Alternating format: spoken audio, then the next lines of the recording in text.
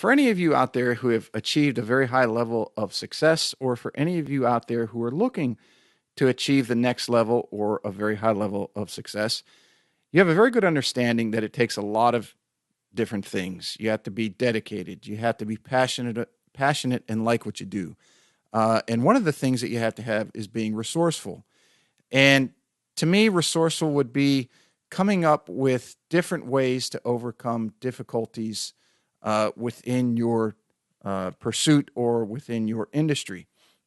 And that is exactly what my guest today has done, or he did early on in his career, and he continues to do today, where he is always looking for things maybe not only inside the box of coaching and teaching, but also what can be beneficial to he and his students that might be outside the box of coaching.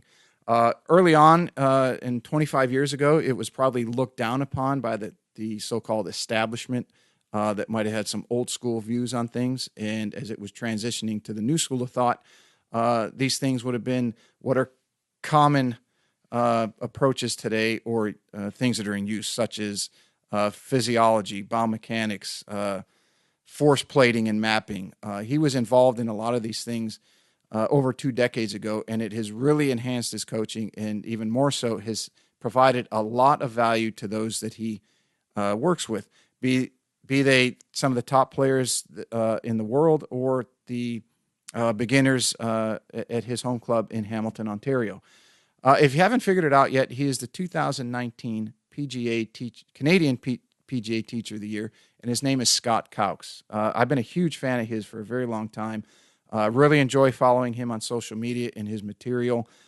He has a great certification program that he teaches all around the world called Scott Cowx Certifications. Deals in all parts of the game so that coaches can understand not only what happens, but why it happens, and they're able to help their students improve at a much greater, faster rate and maintain that. We did a deep dive in a whole bunch of different things. This is a very long episode, and 3 hours blew by like it was 30 minutes. And we could have kept talking at least easily for another 3 hours, but it was getting late. I know I don't want his wife to hate me, and I haven't even met her yet. So you're really going to enjoy this, especially a lot of you golf geeks out there, or anyone that is looking to learn more about coaching and what the track, so to speak, is, or the following the career of a top level, one of the best in the world, PGA Tour coaches, from what got them involved in teaching, how they progressed, and how they got to where they are today. So please give a big Golf 360 welcome to my guest today, Canadian PGA Teacher of the Year, Mr. Scott Cowx. What's up, everybody, and welcome to the Golf 360 podcast. I'm the host, Pete Popovich. So you may be asking yourself, what is Golf 360?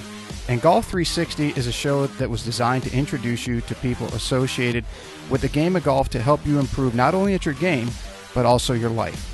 Almost all of our guests are from within the industry in some way, shape, or form, but some of the guests we have are from outside the industry, and it mainly revolves around the business world, with a few others scattered in here and there. Now, all of the guests that we have a few things in common.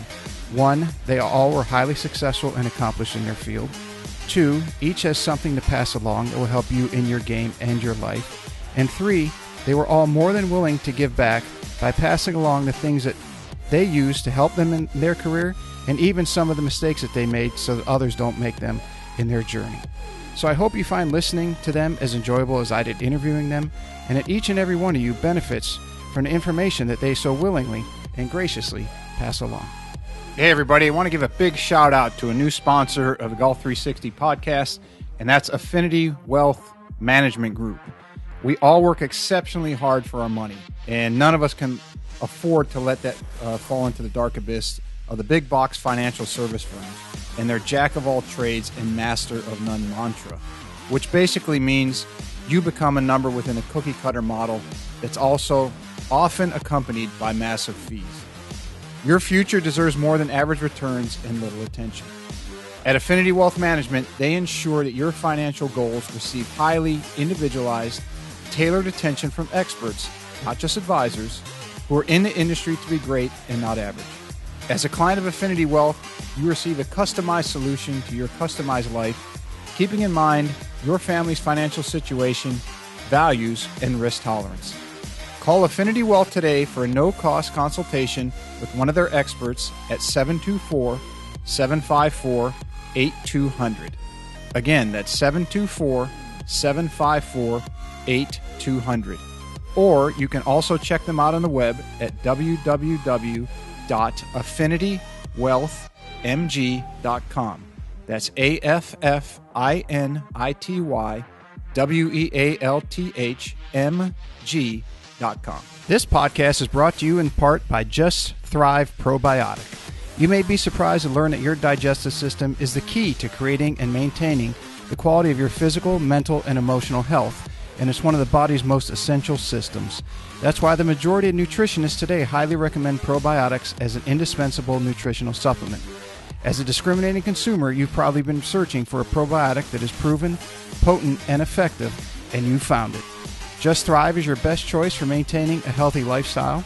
Just Thrive Probiotic captures the power of hundreds of thousands of years of nature's design with a specialized bacillus strain formulation that guarantees survivability through the stomach and upper digestive system. Supports optimum gut health, digestive health, immune health, and delivers antioxidants. Great for adults, kids, and the whole family. Use promo code GOLF360 at www.thriveprobiotic.com for 10% off your order. Okay, I am here with one of Canada's top teachers. He was the Canadian PGA Teacher of the Year in 2019. Mr. Scott Cowx, welcome to the show. Thank you, sir. Great to be on the show. And, I said, love Hilton Head, so can't wait to come down and see you in person at some point. I'm a big fan of your work. So I've been really excited to talk to you. I've watched you from afar for quite some time. We've never met in person, but hopefully now that there's more reasons for you to come down here and now we've been introduced, so to speak, hopefully we can meet. And I want to say congratulations because you are the 50th episode of Golf 360. So of all the other accomplishments you have, you can always tell somebody you're the 50th episode on the podcast. Yeah, perfect. Well, congratulations to you and your show. As we were just chit-chatting a minute ago. I mean, that's a real milestone, I said, to get past a certain point. So well done. Thank you. One of the things I find fascinating about your coaching and teaching is your approach. And from my perspective, the fascination comes from two ways. One is that you have an exceptional amount of knowledge, an array, and it's not just pigeonholed in swing mechanics or even biomechanics. And your scientific approach, I wanted to ask you, was that by design, or are you just a naturally analytical person? Great point.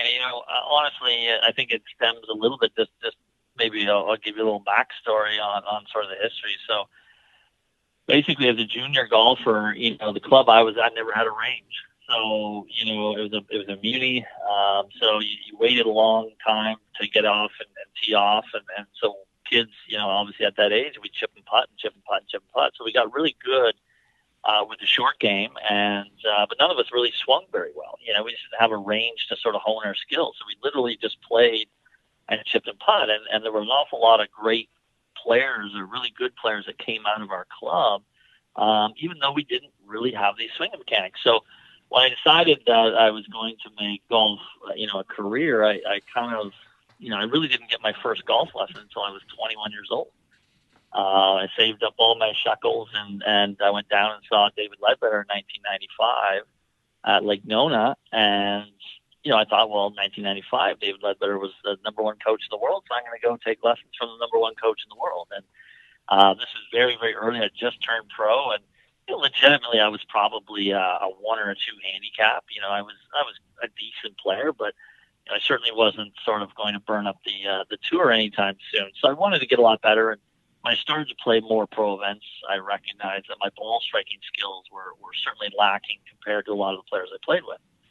And so anyways, I went and took a week of lessons with David, and Brian Mogg was actually the lead instructor at the time. And, really overhauled a lot of things. And I came away from that a much, much better player. And So certainly as a young assistant in the PGA of Canada, I thought, okay, well, I'm going to teach everybody what David taught me. And sort of, at that time it was kind of the links and sort of the work that he had done with Nick Faldo and Nick Price in particular. And that was kind of the swing modeling, if you will. And I thought, well, if I just follow the rules here, it obviously worked for me, so it's got to work for everybody. And, very quickly learned that certainly wasn't the case. And, certainly as a young assistant, you're trying a lot of things, and certainly some players got better, some players didn't get better. And, but I mean, you've got to learn somewhere. So that kind of led me on to a bit of a search, if you will, because I wasn't content with that. I wanted to help everybody that kind of came through the door and wanted to work with me. So I started to investigate a lot more on the biomechanics side. I hooked up with Dr. Scott Cowx, who was at the University of Pittsburgh. And he had the very first biomechanics lab in North America. So this all predates TPI. He was testing players. He was testing strength and flexibility in the late 90s. He was doing pressure traces, believe it or not, in the late 90s. So a lot of the things that we take for granted now, he was doing, very, very early. Now, the problem is he had all this great data from over 200 tour players in his database, but he really wasn't a golfer. So it's kind of like, well, we're testing them. This is what we see. And one of the interesting things that came about was the professional golfer. The only physical difference between a professional golfer and everybody else walking around was basically hip strength. So the pro golfers were twice as strong in their pelvis and their hips as the average player or average person walking around. Was that from? Is that from playing, or that's naturally and they gravitated toward that sport because they were better because of that? Because I think it was more from the playing, is that there's an awful lot of stress, especially on glute medius and sort of the lateral components, shifting your weight over and over and over and over again, and you become very, very strong in the pelvic girdle. And so of all the testing he did with the players, that was really the only main difference that he saw. I said that they had grip strengths that ranged from incredibly strong to quite weak. They had shoulder strength that was all over the map, and obviously all these players were very, very good. So it was interesting going through that process. I learned a lot about the body, learned a lot about the biomechanics in working with him a little bit. And, so that kind of got me interested in some other parts of the biomechanics. I started to work a little bit with Chris Welch at Xenolink. Chris is in Endicott, New York, which is only about 3 hours or so away from Hamilton here. So I'd drive down and I'd see Chris and, stay for a few days, and we kind of talk about some things. And Chris was really the pioneer. I'd never heard of, ground reaction forces and things like that. And he was teaching that as early as 2000, 2001. I mean, very, very early. And again, it's just at the very early dates, the early adopters kind of didn't really know what to do with it. It's like, here's all this great stuff, but how does this really apply to squaring up the club face? Right? So it's taken a lot of time, literally probably 20 years to figure out how this stuff actually gets back to the golf club. And now you've got, obviously, Sasha McKenzie, you've got Dr. Kwan, you've got, Dr. Nesbitt, you've got, Mike Duffy, you've got Dr. Scott Lynn. You've got some really, really smart people now who are putting some of these things together and saying, yes, we're looking at this. How does ground reaction force actually get to the golf club? How do we deliver it? And 20 years ago, we just didn't really have that. So I learned a lot about biomechanics very early, and then, that really helped because I started to understand limitations of people's physique and what they could and could not do. And certainly I couldn't take, the average overweight 50-year-old male and get them to turn like Adam Scott or whatever it happened to be.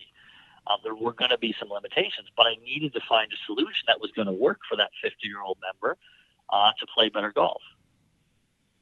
So from all that, over the years, it's sort of developed into me building sort of an anatomy model and understanding how different joint segments work and how they are applied and how that applies to the delivery of the golf club, so that I can take just about anybody's physique and get them to deliver the club better.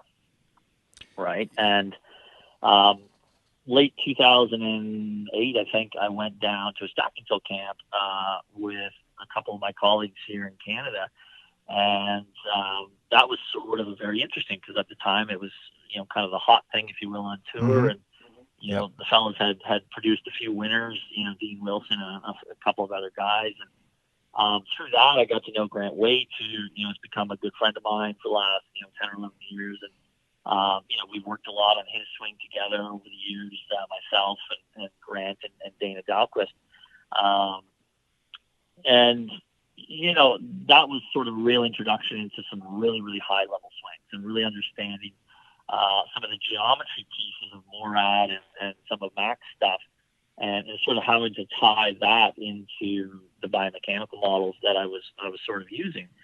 And it was really when I started to blend some of those things, I just saw a lot of correlations, the brilliance, if you will, of Mac O'Grady and some of the things that he was doing way back in the middle 80s. It's just astounding. And certainly we all owe him some gratitude in terms of what we teach today, because there are, aftershocks or tremors, if you will, that have come from all of that information.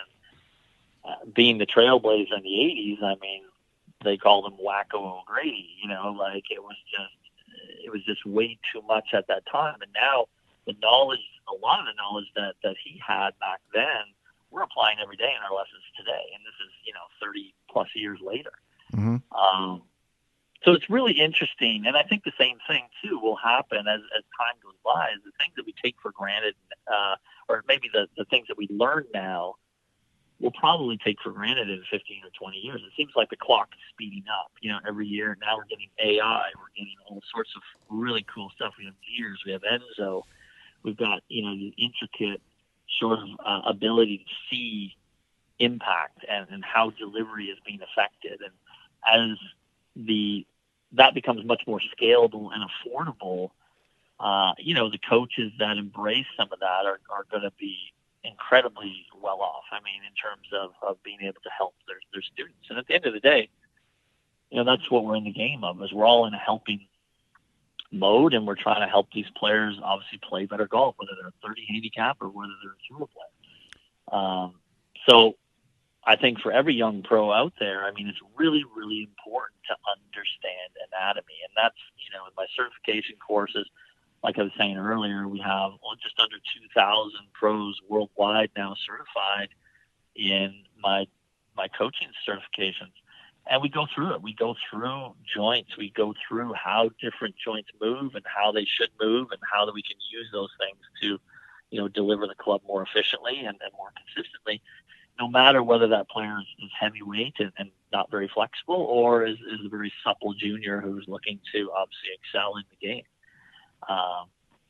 So it's sort of been an amalgamation of all those things, the geometry, the biomechanics, the knowledge on the anatomy, if you will, that's sort of led me to where I am today. And certainly, I try and myself, I learn from other great instructors as well. And I think there's a better environment today than certainly when I turned pro 25 years ago. 25 years ago, guys would hold on to their secrets, right? They weren't willing to share. It was like my trade secret. I'm not gonna share it. And what I sense worldwide now is that everyone's trying to help each other, and they're realizing that if we all get a little bit better and we help, others play better golf, there's going to be more than enough business. There's going to be more than enough golfers out here for everybody.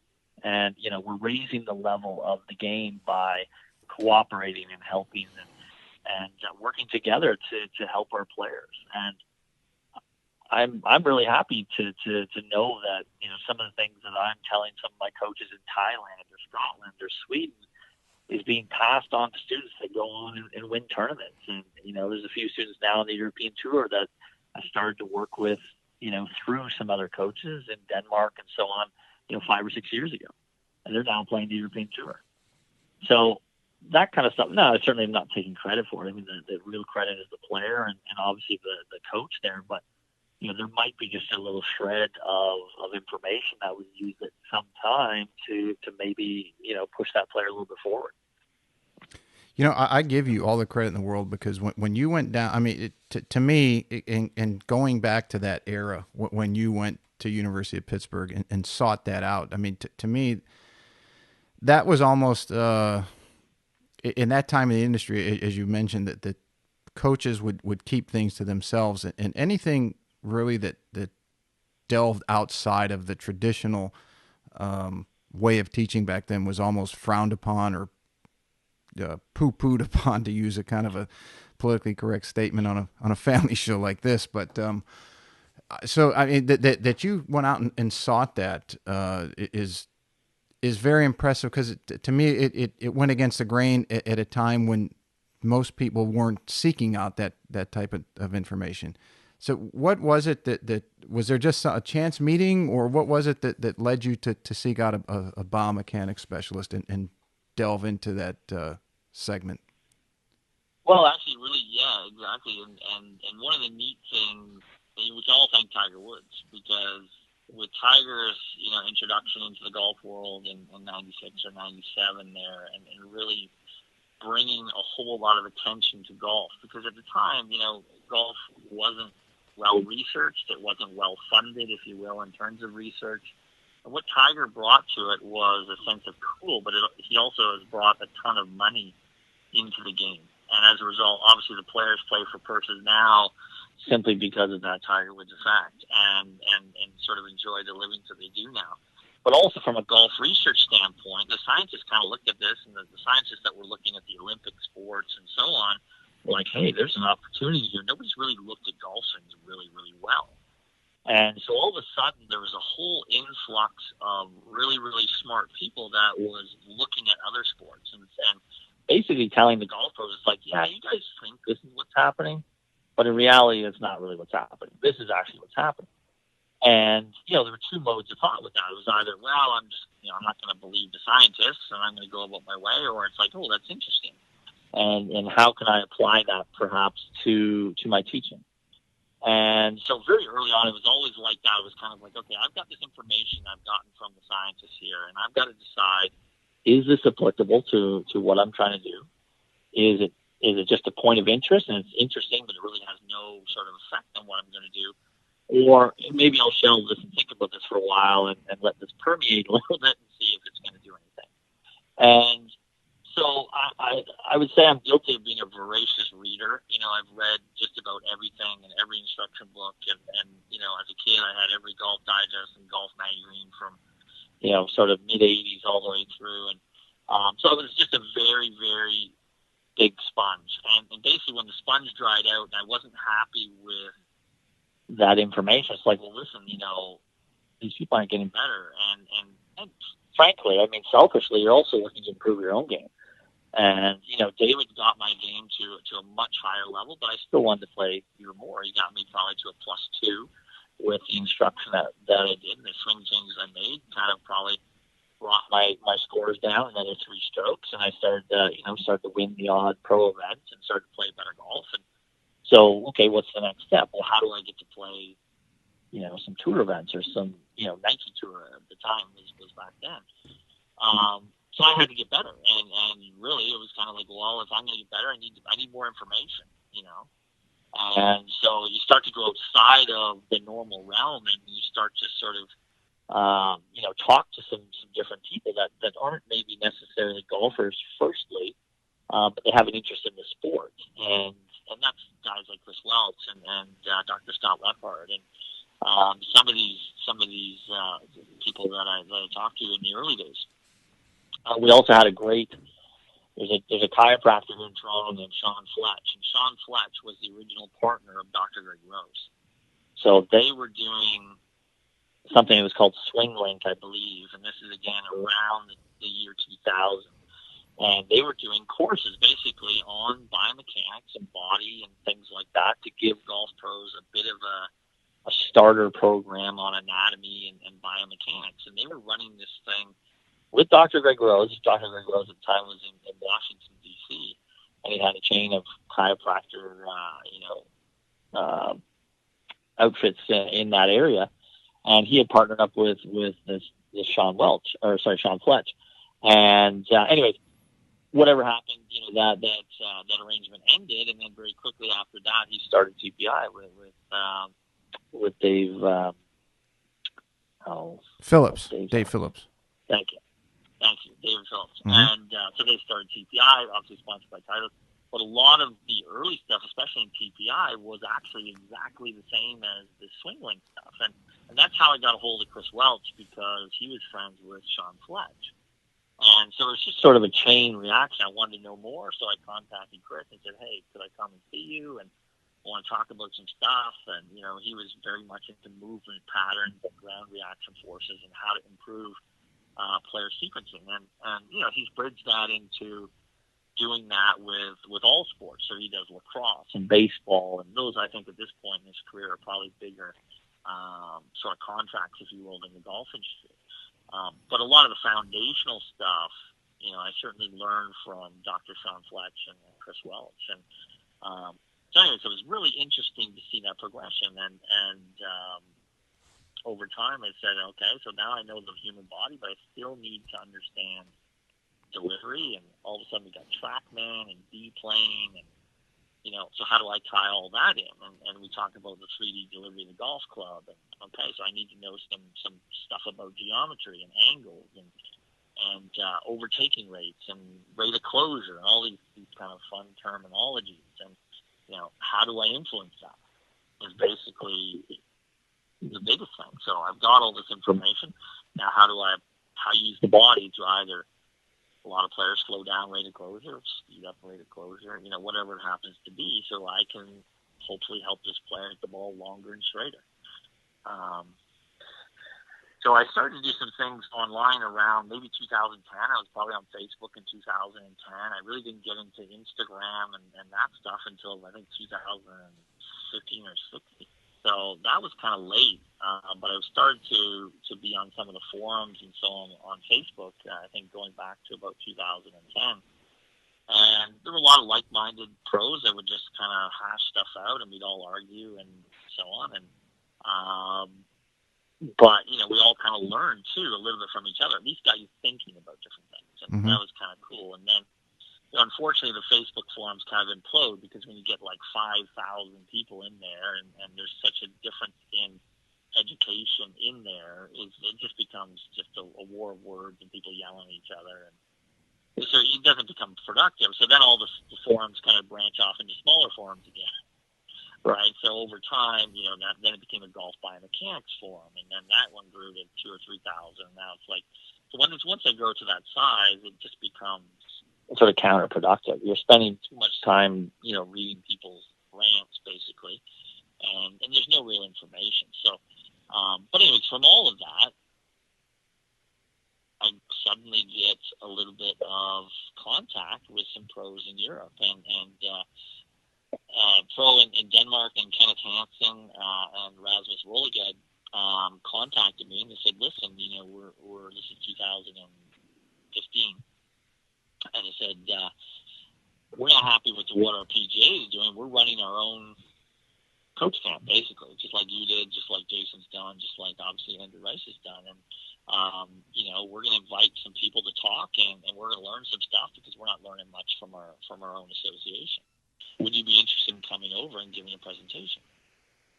I was like, wow, okay, this is crazy. The power of social media. So literally, absolutely, and I can certainly, you know, take a lot of the credit in my career for sure, for being, you know, very much a part of that. And so now all of a sudden I had all this information that's been floating around in my head for permeating for the last 20 years or whatever as a golf pro, and I'm applying it every day. But now I actually have to create some presentations and organize some information. So that was the very first Scott Cowx Certified instructional series. Was I flew to Denmark, and they hosted me for 2 or 3 days, and we went into some great detail on a lot of anatomy pieces.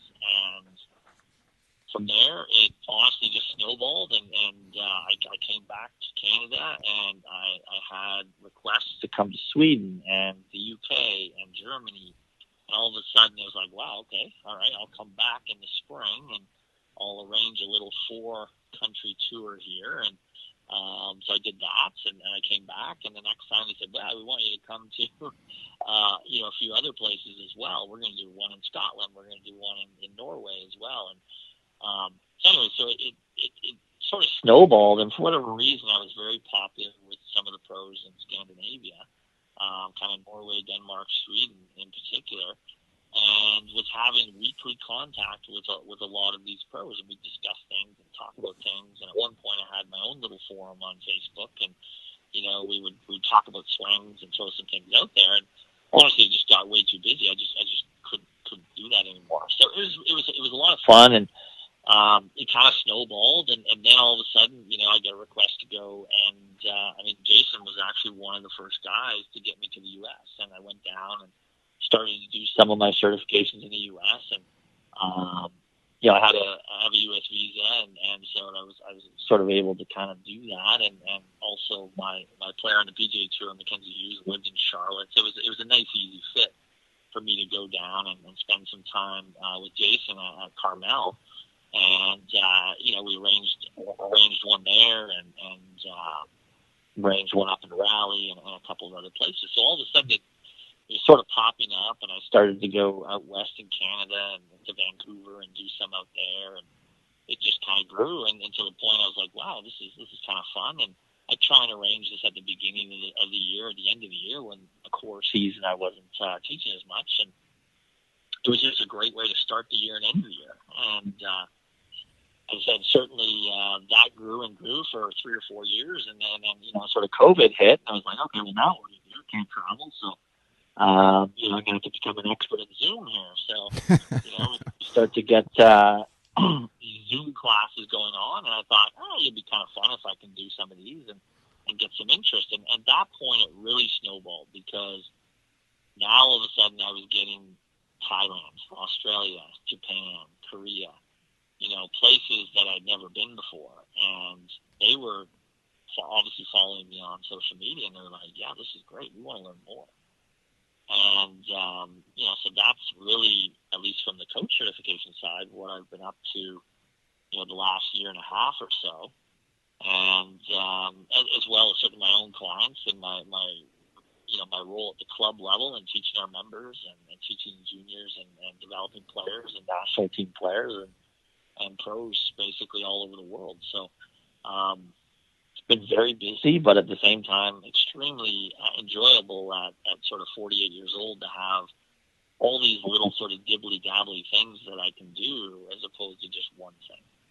And that's been the nicest part of all, is just having the ability to, in Canada, obviously we have an off season. So in that off season, I used to not really have much revenue, and we teach a little bit indoors, but it was really a down time of the year. And now I've got the ability to travel or do some more of the online, and really make it sort of a 12 months a job for sure.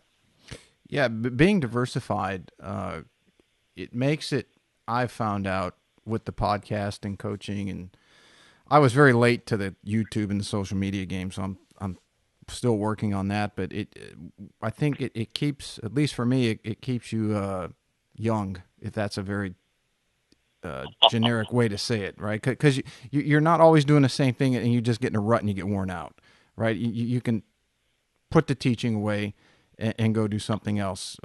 You mentioned your travel and doing the certifications around the world. For me, it's getting away and doing the podcast. And I'm sure other people have other things, but I think that's one of the best things that social media and tech in general of the era that we're in has allowed people to do. It's you can cut out the middleman, for better or for worse, and become your own producer and your own technical advisor and actor, so to speak. And you can control the whole process, which gives you more control over your own life. You can pick and choose more. But it tends to lead a lot of us in a lot of different directions. And as you said, you get a little busy, and sometimes you have to weigh which one is going to be better for you and the people you're working with. Like you said, you had to leave the Facebook forum that you had just because it got too cumbersome to manage. Yeah, exactly. And it's one of those things where, I think there's a time and place, and there's an evolution. It's a continual evolution. And Instagram was a huge deal because, when you first started to do it, it was like the perfect, 15 seconds was the perfect time for a slow motion swing video. So it was like the perfect, you couldn't design a better sort of vehicle for golf pros. Mm-hmm. In terms of delivering this content. And the fact that, you could key in and hashtag golf swing and stuff would come up, and it's just the whole way that kind of worked. It was like, wow, we can reach people that we would never in a million years reach, because they're out there searching for this information. And obviously we can put up those hashtags, and we can put up things like that, and we can have people follow us. And early on, it was, at the end of the day, you also need to monetize it, right? Is how do you turn that back into something that's obviously monetized? And early on, one of the things I did was offer, like a lot of golf pros do, and, they'd send me videos, we do an analysis, we talk about it, I give them a little 15-minute video of what they need to do and why, and send it back, and, charge X amount for that service. Well, what I found was that about 1% of, 1% of my followers would sort of request something like this. So, the other 99% were trolling through what I was doing, but 1% of those people were getting in contact with me and saying, listen, can you look at my swing? I was like, wow, okay, well, this is a new business model I haven't really thought about. All right. So that kind of evolved into some things, and I did that for a while. And truthfully, that, because of the time it took to do these analysis and send them back and have the back and forth contacts a little bit, it was just too much. So, with Zoom, with COVID, it all of a sudden became, well, I'm going to do online lessons now. You're going to put up your phone on the range, and I'm going to give you a lesson. And, at first I was a little bit wary. I was like, how effective can this really be, me doing this? And I was very pleasantly surprised. I think it's as much as 80 to 85% of the quality of an in-person lesson. But there is a certain demographic or a certain client there that it works really well for. So you're a low handicapper with a pretty high golf IQ, knows the lingo, knows the language a little bit. Certainly those people were easier to work with online. So I would say most of my online clients would be 5 handicap or better. I do have a couple of 12 and 15 handicappers, but they're kind of your golf nerds. They read a lot. They know the lingo. They follow, Dana. They follow George Gankus. They follow, all the people that everybody else is following, and they sort of get some of the concepts. So it becomes a lot of fun. And so we kind of do a live lesson, and on Zoom, it's all recorded. So, we send them the copy of the recording afterward, and which is great. So they've got me for that hour, but now there's not a lot of sort of after lesson time that I have to sort of deal with. So I can then apply that to either other lessons or obviously other parts of my business. So that's been a great thing, just to be able to use Zoom in that context, as well as the platform for my coach certifications. Yeah, it's a booming time. I know a lot of people are saying, they say it's got too much, and people are on their phones all the time, which is, that's the negative side of it. But as you just illustrated and talked about, there's a lot of people who are doing a lot of good things, utilizing the right way to help people in the best way that they can. And I think that's the best part of it. That kind of was the genesis or the thought process of this podcast was, as we talked about before we came on, it's like, I know a lot of these people who the general public might not know about. Why don't I have a podcast? Or it seemed to be the way to get them introduced to people, not only to help their game, but to help them in life. For example, I had Mark Silvers on. Mark used to play the Corn Ferry Tour. He played Mackenzie. Yep. He won up there. I don't know if you know Mark, but great guy, and he's from Savannah. We were talking about that, and amongst other things, and it's just amazing how it kind of evolves.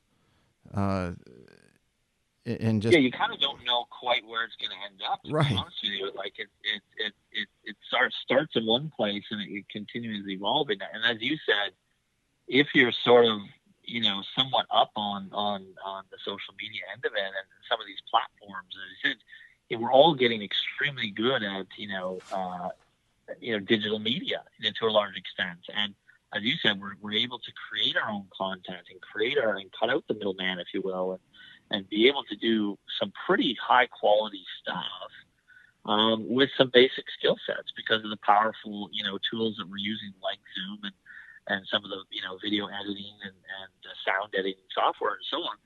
We basically are becoming our own producers. And, one of my good friends in the industry, Ian Fraser at TXG, he's very widely followed on the club fitting side of the game. And, it's very interesting to have conversations with him and how that business has evolved from, not just YouTube, but then, private YouTube channels and obviously social media, and really pushing his follower base now is close to, I think, almost 200,000 followers. And, Jeez, that's pretty good. And this is, we're talking about golf clubs. We're talking about shafts. We're talking about, stuff for years and years that was kind of boring to a lot of people. And people are really excited about it, so you're able to create some really good educational entertainment value out of what previously would have been a very dry subject. Certainly when we took our club fitting courses as young apprentices, it was like, oh my goodness, when is this going to be over? You stick the epoxy in the shaft and you stick it in the head, and there you go. That's all we need to do. Obviously, it's a lot more in depth than that, certainly now, and the tools that they use to, certainly properly club fit, et cetera. But so I think, pros then embrace that, and sort of the industry embraces that. We're able to, reach people. I've got a great client of mine that's in India. Just obviously the time zones, whatever it is, 14 hours different or something like that. And, we have conversations. I give them golf lessons in India. It's crazy, isn't it? Unbelievable stuff. Absolutely. And it's only going to get better, as the technology gets better, as the connections get better, in particular, with the phone and the 5G and all the rest of that. You will be able to do, sort of face-to-face meetings with people that are live all over the world. And that's, we see it changing businesses, obviously, and how many businesses are abandoning the brick and mortar sort of setup for their businesses and going into a more versatile, sort of at home or / partly at home business model. And that's going to save them, millions and billions of dollars over the course of things. So, as we are able to connect with people better and better and better like this, golf's obviously just one of many things. Doctors are doing remote surgery from thousands of miles away with the help of the same technologies, which is unbelievable. I mean, just absolutely unbelievable. Someone could save your life from 1,000 miles away by doing basically a surgery online. Just boggles your mind how powerful that is. I might be simplistic, but I still marvel at that you can be in one part of the world in one part of the day, get on an airplane, and be in another part of the world in the same day. I mean, that might be a little simplistic, but to me, it's kind of like a very generic version of a time machine, especially once you start crossing time zones and everything. As I'm sure you've done plenty, right? It's just very. For example, you can be in Hamilton where you are in Canada, and then what's it take you to get to Florida? 3 or 4 or 5 hours in a plane, and you're not even. No, I mean you can take a direct flight. You can be in Orlando in 2.5. Right, so 2.5 hours, and you're in Florida, which is for anybody who has ever been to Canada or Florida, there's quite a bit of difference in the two. Absolutely. Well, the funny thing is, it takes 5 hours or 6 hours to fly across Canada, but it only takes 2.5 to get to Florida. So that's how wide Canada is. But no, and the interesting thing is when you start talking, just the mobility of the whole thing is just the other day, I did a lesson in Sweden and then followed up with a lesson in the UK, followed by a lesson in Ireland, followed by a lesson in Scottsdale, followed by a lesson in Vancouver, back to Sweden, and then I had actually a local lesson in Toronto, and that was all online. In the space of 7 hours, had literally jumped continents, all over the place. Mm-hmm. So it's so humbling to a certain extent. It's like, wow, this is amazing that you can reach people and help people with their game, literally all over the world, just with a good connection. One thing I want to ask you about that Silver and I were talking about, and I've talked about this with a couple other, like Scott Perrell's been on, Todd Behringer, Tim O'Neill. Yep. how hard professional golf can be. And really, when those guys were on, I wanted to try to illustrate to the listener that tour pros, and I'm bringing this up to you because you've worked with a number of them and elite players. Tour pros go through the same human emotions of fear, anxiety, excitement that the average Joe 20 handicapper goes through. It's just at a different level, and that doubt and things like that creep in to their games and can wreak havoc. And then something small can turn them around, just the same way that your average golfer at your country club might shoot their career low round one day and come back next week and they can't break 100. And it's interesting to see that dynamic. But along those lines, what, in your opinion, you take a guy like Jordan Spieth, who's now out of his, so if you want to call it a slump, and then we're also watching a guy like Rory who's in the midst of trying to come out of some play that's not Rory like. What do you think it is that at the elite level, players will go from looking like they can hit any shot anytime and everything is just automatic to where they're looking down the fairway and they're like, I hope this golf ball stays in the golf course? Yeah, I mean, it's a fine line. And you're right. At any moment, you can kind of cross that line and crash the bus, if you will. And one of the tour players I worked with, once said to me, you're one swing away from putting it in the hole and you're one swing away from hitting it out of bounds. And you kind of have to just be okay with that. The second that you're not okay with that is really where you start to create a lot of problems, because we're all human beings. We're going to hit bad shots. There's going to be moisture on the ball. There's going to be mud on the ball. There's going to be all sorts of situational things that you cannot control the outcome of where that ball ends up, right? Mm-hmm. So a lot of times you have to bring it back to the level is, what can I actually control, right? And I can control myself to a certain extent. I can control the club to a certain extent. I can control what I'm doing with that club to a certain extent. But that's where my focus needs to be. And when we start to drift away from that, and certainly we start to get into the results-oriented thinking, okay, I've got to make a birdie here to make the cut, or I've got to, I don't make double, which is usually it's a negative, or don't hit it out of bounds. Like, then all of a sudden I'm dealing with things that I really can't control. It's like worrying about in life things that are really out of your control. Maybe tomorrow the sky falls and that's the end of the earth and humanity as we know it. I can worry about that, but, realistically, there's probably not a very good chance of that happening, right? So to answer your question a little bit, it's a lot of it is certainly mental, and a lot of it's outlook oriented, and a lot of it is simply the abilities of the player to kind of absorb the body blows, if you will, that golf throws at you. And, the good players are very resilient. They understand there will be periods of bad play, and they will also understand there will be periods of absolutely phenomenal play. And hopefully we can string together those weeks that you're playing really well and translate that into some good productive weeks. But I tell, all my tour players, I mean, Tiger Woods is the most winningest golfer of all time. Across his entire career, he's won almost 20% of all the tour events he's ever played. Okay? Unbelievable. Except he's lost 80% of them. Right. Could you imagine a major league baller? They're only batting 200. They're not going to be in the big leagues very long. Exactly. So when you look at it that percentage, here's the best golfer that's ever played the game, and he loses 80% of the time he tees it off. Right? And this is, in his prime was a plus 9.8 index. Just absolutely phenomenal. The best player in the world right now is around a plus 7.5 index. So literally 2 shots better than the very, very best that is playing the game right now. Right? Ridiculous. Absolutely ridiculous. So statistically, is Tiger going to win a lot? Absolutely. He's the best player. Absolutely. But he's still going to lose a lot of the time because he can't control the outcomes of everybody else's shots. And some people are going to have good weeks and they're going to beat you. And certainly Tiger's good enough that, he's going to win a lot of those events as well. So it's just a game, and in terms of understanding those odds. And at the end of it, you really, you don't know if you go to the casino, if you're going to walk out with $500, you're going to drop $500. Mm-hmm. Right?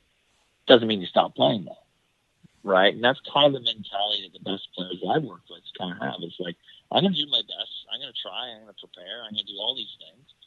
And if I miss a cut, I miss a cut. And if I play well, I'm going to play well. But I can't really predict what the outcome of this week is going to be. I can only prepare for it. So when the focus is on preparation, when the focus is on process, you've got a much better chance, if you will, of staying in the moment and not getting ahead of yourself and getting results oriented.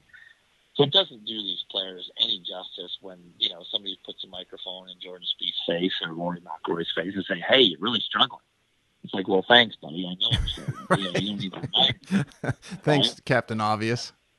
Yeah, exactly. Captain Obvious are right there. So as a result, it's like, well, now, in a way, like if enough people keep asking you this, well, now you start to convince yourself that there's something wrong. Right? And it almost plays out that way. It's almost like, okay, well, now you're not thinking about the process anymore. Now you're not thinking about what you can actually control. You're now worried about what everybody else is thinking. And you're now historically going back in your mind and going, please don't be another David Duval. Please don't be any Ian Baker Finch. Mm-hmm. You know what I'm saying? And now we have thoughts of this instead of positive thoughts of, hey, let's go ahead and try and be the best player I can, or, try and do the best that I can. And especially in this, I think you'll have less of that nowadays because the stats are so good on tour now. You can very quickly see which parts of your game do not measure up to everybody else's. 20 years ago when you didn't have ShotLink data, it was like, yeah, I played good or I played bad. And there was no, why is this guy winning and I'm not, right? There was no sort of discernible reason. Well, you can look at every single stat under the sun now on ShotLink and actually see, yeah, you know what? I'm not a very good bunker player statistically compared to everybody else out here, so maybe I should work on my bunker game. So it's not rocket science in terms of what things you need to do to get better.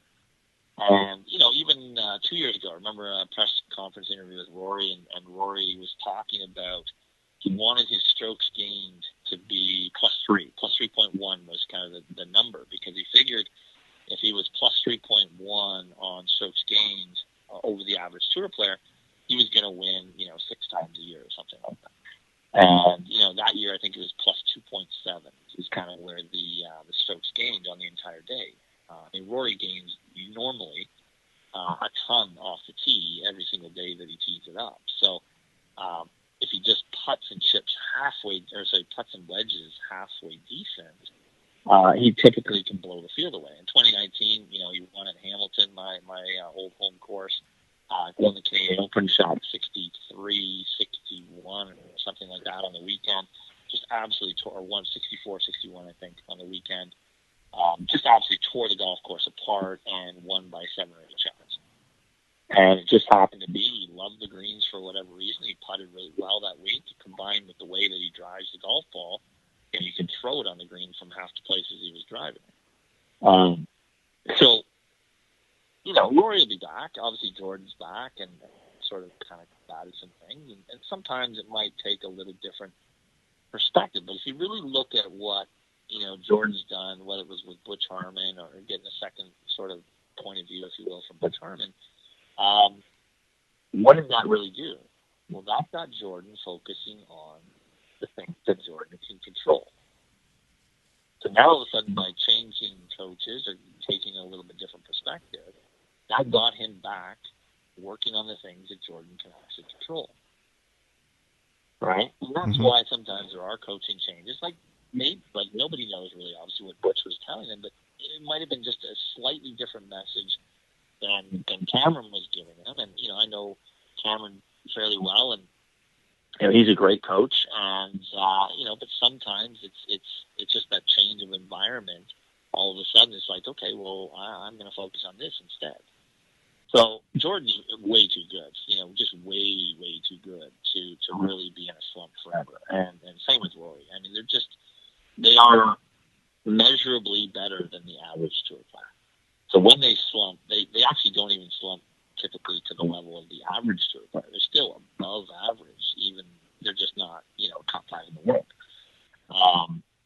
When you start looking at the statistics of it all. So, but, in my opinion, the psychology of what he did by going to Butch and getting a little bit different point of view, that simply got him back on the process as opposed to the result. And now working on the things that he could control. And it's all about little battles, you know. Maybe I work on my putting and I putt a little bit better. Okay, that's one thing I can tick off. And okay, now my driver's a little bit better. Okay, I can tick that off. And next thing you know, we start to, you know, shoot some decent numbers, and we go out there and play in our practice rounds, and we start to see some different things. And next thing you know, obviously the confidence grows. But in reality, it's just the fact that he was able to put himself back into the process than anything else. Yeah, and you hear Tiger talk about that all the time. Even when he was going through his swing changes and then he had his chipping issues, he would repeat over and over in all his interviews, it's the process. And I mean, of all the great things that Tiger did, his swing and the physical aspects, the mental is second to none, especially with the winning the Masters and coming back from the back trouble and if there's anybody that's going to come back from the leg issues he has now, I don't think anybody's counting him out. In fact, there are probably more people are expecting him to come back, and I think golf needs that. I would say capacity. Obviously, nobody beats Father Time forever, but you know, in terms of he's done an awful lot of damage to his body in different ways over the years, and physically, but his experience level and his ability to, you know, not only, I mean, he doesn't get enough credit for you know, the strategist, if you will, that he is. Mm-hmm. And just like Jack Nicklaus, I mean, nobody, you know, takes apart a golf course, you know, better than Tiger Woods with his irons. You know, he knows so well and the other pros marvel about it, his ability to control the distance, the ability to hit the right shot, you know, to hit the high fade or the low draw and really play the game. And, you know, other tour players just marvel at that, and you know, so he's taken the raw speed and power and so on that he used to overpower golf courses, obviously early in his career. He's replaced that with a much more mature game, but he's now become, you know, one of the best strategists, if you will, of all time, and he certainly won the Masters in 2014 partially for that. And obviously he's been around that place enough times to know where to hit it and where not to hit it, and he just did a masterful job of that over the 4 days. And, mm-hmm. I mean, I certainly was shocked. I was certainly surprised. I mean, I didn't think after the injuries and so on that he would ever be in contention again. I figured he might win a tournament, but not a major for certain. And for him to do that, I think is one of the coolest things that sport that we've ever seen. Right. Phil Mickelson winning the PGA at 50 years old. I mean, incredibly inspiring for us guys that are getting close to that age. That, you know, he's bombing it past Koepka. He's bombing it past, you know, half the guys he's playing. That was pretty impressive. You know, and he's using a 47.5-inch driver, so yeah, he's got some technology on his, you know, that he's using there to help him do it. But just the way that, again, he played it incredibly strategic last Saturday and Sunday rounds. I mean, if you go through them, he missed it generally in the right places and hit a lot of really good quality shots, and obviously made a couple of you know, Phil Mickelson's holing out from the bunker, et cetera, that he typically throws into the typical week. And it was just awesome to watch. I mean, that was probably the most enjoyable PGA I've seen this year. Just because there were so many storylines in the golf course with such a route, and obviously you had guys like Koepka and Ustays and stuff that were playing really well. Phil held them all off. Mm-hmm. Is this, you've mentioned you used to read and are a voracious reader still and get your hands on a lot of things, and you're a student of the game. Why do you think it is that so many great ball strikers have played a fade off the tee? You know, you take Hogan and Nicklaus and Tiger, and then a lot of people are familiar with the DJ story where Butch wanted him to go to a fade, and you know, he did finally, and he shot 61 2 days in a row at home, and he's been playing a fade ever since. Well, from a technical perspective and from a student of the game perspective, what is your opinion, or not opinion, but why do you think that some of the better players hit fades in particular off the tee?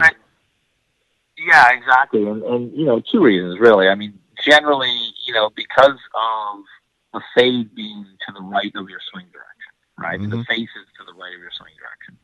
As a result, you know, you're creating a little bit more height and a little bit more spin.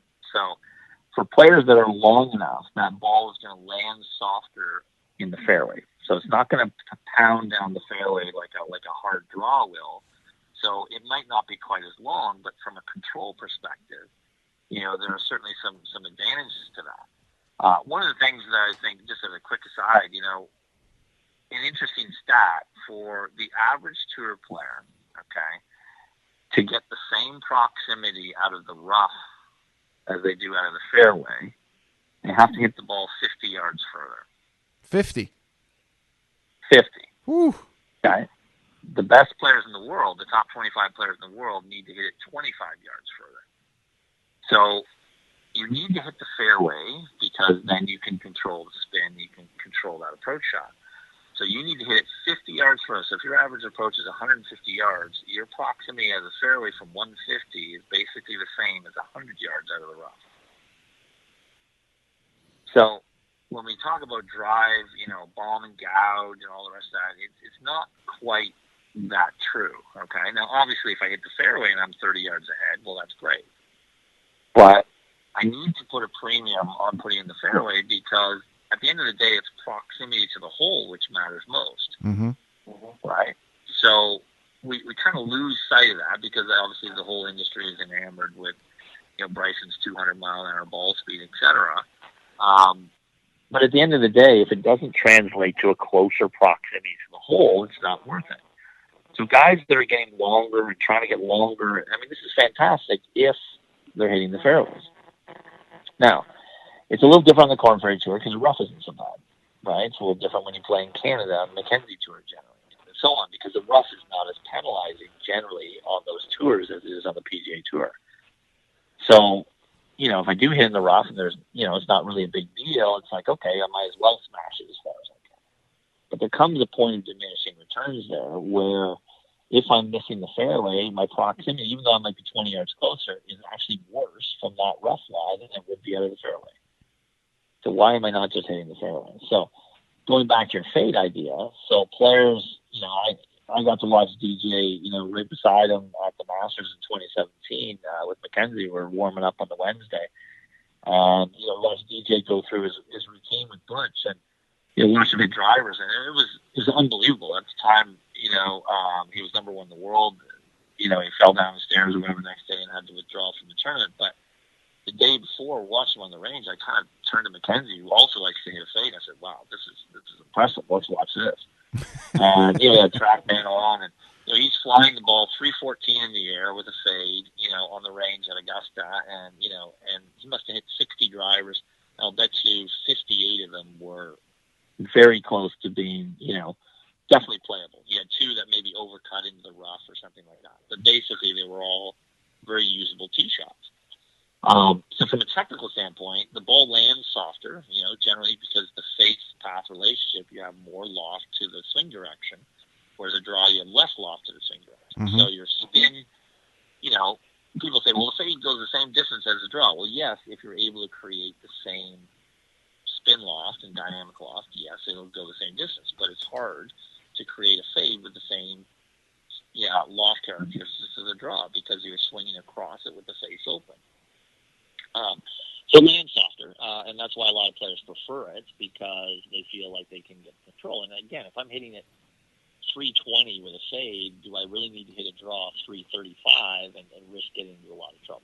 I'm already long enough at that. Number one. Number two is under pressure because I don't have to release the club as much. So now I can kind of hang on and turn my body really hard and use the big muscles and pivot. I don't have to worry about my hands trying to square the face because I'm trying to get the face a little bit open to the swing direction. So I think under pressure, in some ways, it could be an advantage. I don't have to release the club. You know, a lot of times, you know, when players get a little tight, they squeeze the grip a little tighter than they know they are, and, you know, as a result, they don't quite square up the face and end up hitting a block. But if I'm always playing that fade and I aim down the left side, even if I push fade it a little bit, it's still probably a reasonably playable shot. Okay, but if I'm setting for a draw down the right side, then I block it. Now I'm in trouble. Yeah, big So I trouble. think there's a little bit with that. Now, if you talk to obviously Scott Fawcett with Decade and so on and so forth, I mean, you're going to see players miss left, you're going to see players miss right, but a lot of it's the confidence. The player says, "Hey, I'm pretty sure I can hit this shot." And aim down the left side, just pound it, see this little fade. There's less apprehension, so they're probably better. They will probably make a better golf swing if that's there. Well, but it's an interesting thing. I would say, I've got a couple of my Corn Ferry guys that hit draws and a couple of guys hit fades, and some of the draw guys are really, really good at it, and they hit a lot of fairways. So, I wouldn't say it's something that's a hard truth that says, hey, you have to fade it if you want control. But players that generally, obviously, have gone from a hooking background, like Mackenzie Hughes, my player, and they gravitate over time towards that fade. It becomes a bit of an old friend or a little bit of a comfort for them. In another swing question for you, along the same lines, is why do you think that the standard for excellence in the swing evolved with Ben Hogan and not, let's say, either a Jack Nicklaus who was obviously extremely successful, or even a Byron Nelson who was known to be on par with at the time he was probably a little better than Hogan, and then retired, and then obviously Hogan became legendary. But do you have any opinion, so to speak, on why that would have evolved the way it did? Yeah, exactly. And I think two things. Number one is, first of all, Byron Nelson only played golf so he could buy a cattle ranch. Right. That's kind of cool, what I mean? Right? Like, so he was, obviously incredibly skilled at golf and had a wonderful career there. But in reality, he was using that because he wanted to be a rancher. And he bought his, cattle ranch and basically retired early and raised cattle. And that was kind of the game plan. He was going to use the golf to sort of pursue that dream. Whereas Hogan was a lifetime player, right? Started the equipment company, started, dibble-dabbling on that side. So he was always, around the game in every capacity. And so I think there's a little bit of, that's part of the reason. And secondly, Hogan was, it was the secrecy, right? He wasn't going to tell anybody what the secret was. He would hit the ball really fantastically, but he wasn't going to tell anybody. So, when you tell somebody they can't have the answer, it just makes them even more interested. Right. So there was Absolutely. a mystique built around that. And certainly was an incredibly impressive ball striker, no doubt. And, but really, again, also the coverage, right? For many, many years, the publications, the magazines, the Golf Digest, the Golf World, all these things, basically the number one player in the world, everybody tried to copy their swing. So in that year, it was like, we're going to swing like Hogan, and we're going to swing like Arnold Palmer, then we're going to swing like Jack Nicklaus, and we're going to swing like Tom Watson and Greg Norman and Seve Ballesteros. And, literally at the time, because that's how people learned. It was like, well, I'm just going to try and copy what they do, and they're good. So if I do what they do, maybe I can be good. And really, the whole industry was driven that way for 100 years. Until we, as I said, had the advent of high-speed cameras and D-plane and TrackMan and all these things that we have now. We go, well, actually, we have some options here. We don't actually all have to swing like Jack Nicklaus anymore. There's lots of ways to do this. And that's kind of been the fun part of kind of getting into all of this thing is understanding, why aren't people copying Jim Furyk's swing? Face-to-path relationships closer to zero than any other player that Callaway's ever tested. He hits it straighter than any other player that Callaway has ever tested in their facilities. But nobody talks about Jim Furyk's ball striking. Right. I'm amazed by stuff like that. Right. He's 50 years old, and he's hitting 73% of his greens in regulation. That's unbelievable. I mean, he doesn't hit it, the distance. He's got 107 or 108 mile-an-hour club head speed, and he's hitting 73% of his greens in regulation. So that man is still hitting the ball incredibly well.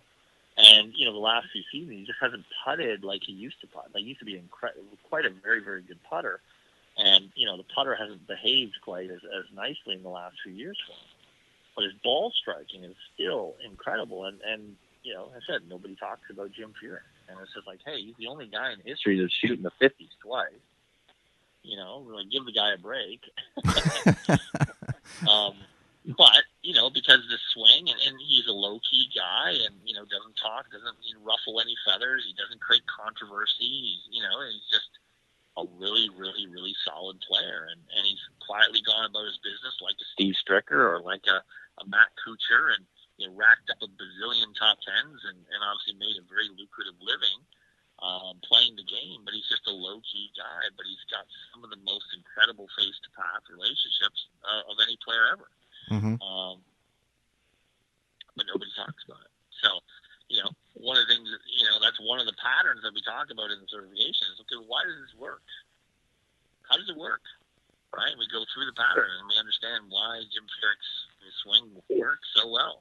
In a lot of ways, it's actually very similar to Rory's pattern and how they use the trail elbow as what we call punch elbow. And, some of the things that they're doing are very similar. I mean, the amazing thing about Rory is not how far he hits it. It's about how far and straight he hits it. So he basically has the same accuracy levels as Jim Furyk, at least when he's swinging well, but he's 30 yards longer.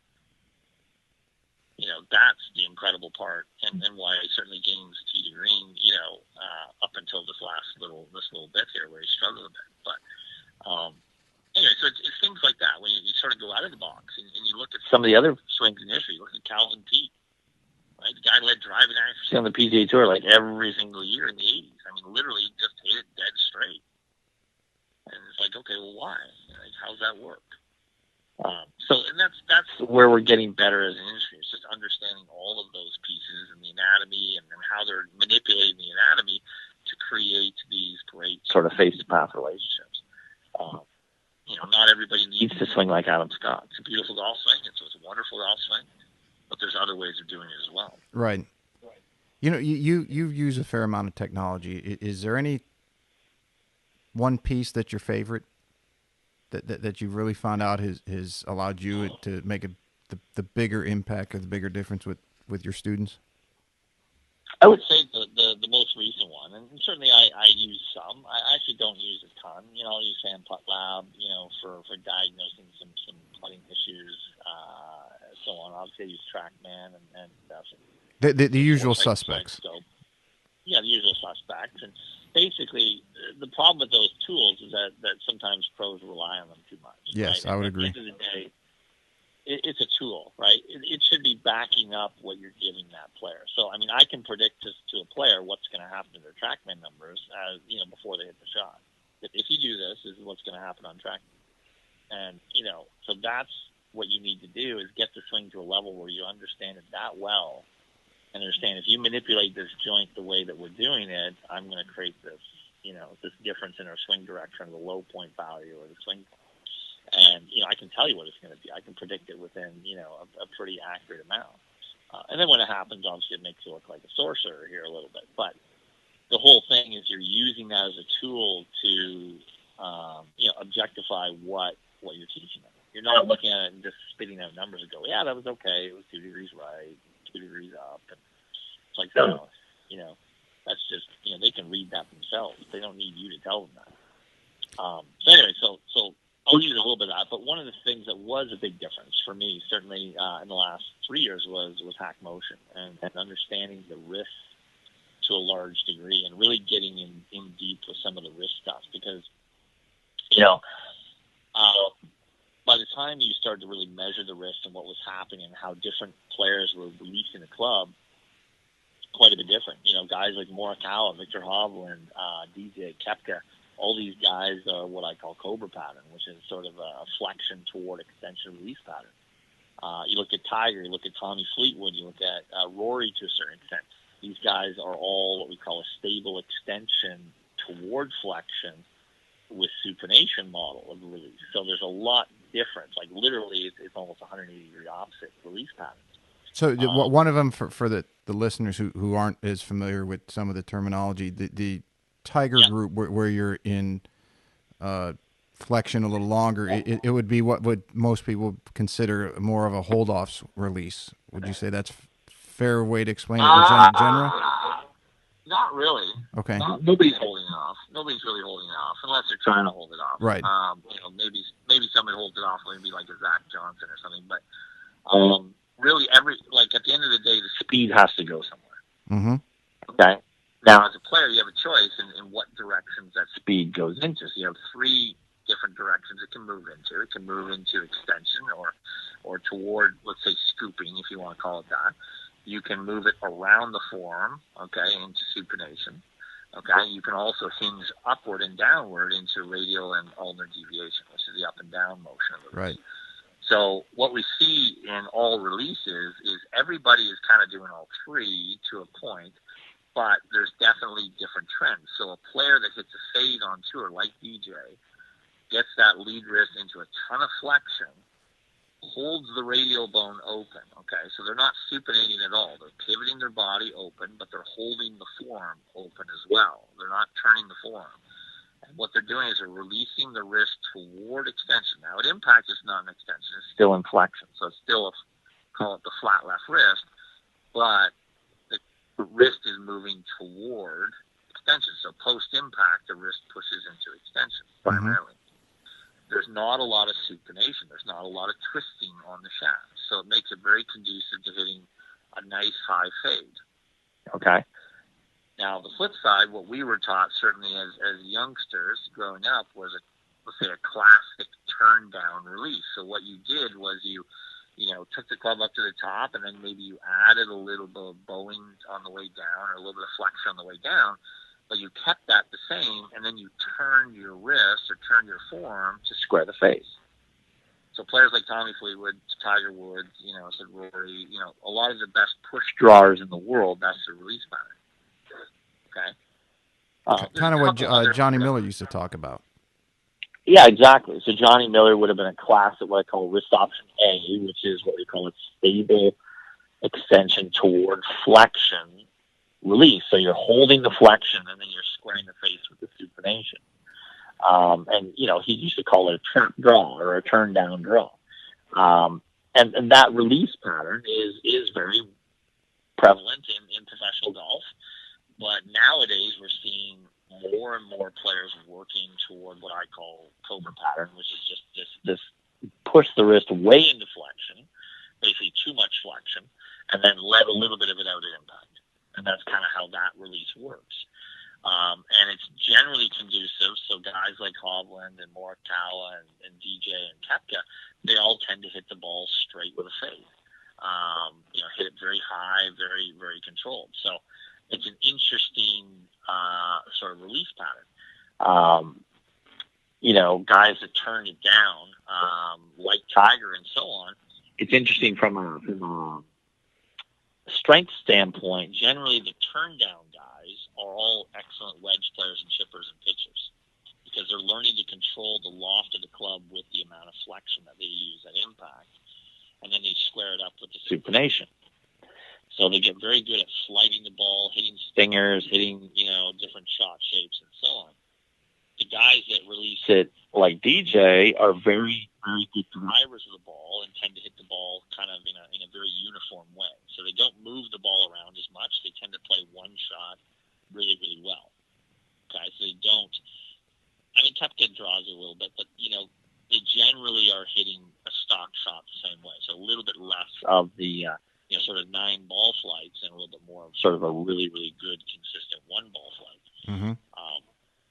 The problem with pushing the wrist into a hard amount of flexion is sometimes it gets a little tricky with the chipping and the pitching. And, Victor Hovland's had to work really, really hard on that part of his game. It's now very good, but he was really struggling when he first came on tour because you're basically de-lofting that wedge in an absolutely amazing amount. And then, you're trying to scoop it at impact to get the loft back onto it. So there's a little bit of a low point issue there when you do that. So he would skull chips and chunk chips and do all sorts of stuff because he was working the wrist from flexion to extension. So in general, we don't want a lot of that, if we can handle it, because it's a little bit more dangerous when we start to talk about the lead edge. Yeah, especially when you get on tight lies and they get under a little pressure, I would have to assume. At least that's kind of what I've seen without knowing the names of the patterning, because I haven't used hack motion. But as far as Yeah. running this through my own brain and real recognizing that the types of risk positions they have, let's say come at the top and then transition coming into impact. Yeah, they get the jitters pretty quick on tight lies. Well, what happened too is when I first got, I've been involved with the company now for about 2.5 years, and when I first got exposed to the product, I said, "Wow, this is really good." And the guys that sort of created the product, were okay golfers, but they had collected a bunch of data from tour players, and they kind of didn't know what to do with it, right? Which is kind of what happens because they're looking at it going, "Well, we've got all this great information, but we really can't make sense of it. So we need somebody like myself or somebody to look at it and say, well, what are you seeing? Are you seeing patterns of movement?" And so a couple of years ago, I did a presentation at the PGA show in Orlando, which is online somewhere. People can go watch that. And I kind of go through all four of the main tour releases or what we see in the data from the different tour players. And there's four main patterns, but the two main patterns are certainly this what I call wrist option A and Cobra pattern. But Is there a reason that you named it Cobra pattern, or did it? Yeah, the Cobra pattern started with it's just I like to name my patterns a bit of notoriety, and people kind of follow some of those things and like, hey, this is kind of interesting. Yeah, me being one of them. I wonder why. Right, you're guilty as charged. Right, that's why. Exactly. I sucked you in there. That was good. No, but I mean, basically, Cobra pattern was when you push that wrist into flexion so much, the trail arm, the right arm, actually ends up in a position that's very twisted. Okay, so your right arm, the upper arm is actually externally rotated. Mm-hmm. The lower arm is actually pronated, okay, or turned down. So you've got this torque in your right arm because the upper arm is actually externally rotated. But when you turn your palm down and externally rotate, there's a massive tension across the forearm. And basically it's coiled up like a snake. So one of my juniors actually came up with the name and said, yeah, it feels like my arm's like a snake. I was like, all right, that's perfect. I'm going to call it Cobra pattern. and that's kind of how it was born. And then that applied. So initially that was the wrist kind of pattern. And then, from there we kind of evolved I built an anatomy or basically swing pattern around those wrist conditions. And, you can see that with players like Morikawa, Victor Hall. And there's some differences, but the way that they're using the trail arm and the lead wrist are incredibly similar in those swings. And they tend to produce sort of a mid-high fade for the bulk of the shots there. Do most golfers have a predisposition to have one pattern, or are they being taught, even at the tour level, as they modify swings to gravitate towards a flexed wrist at the top?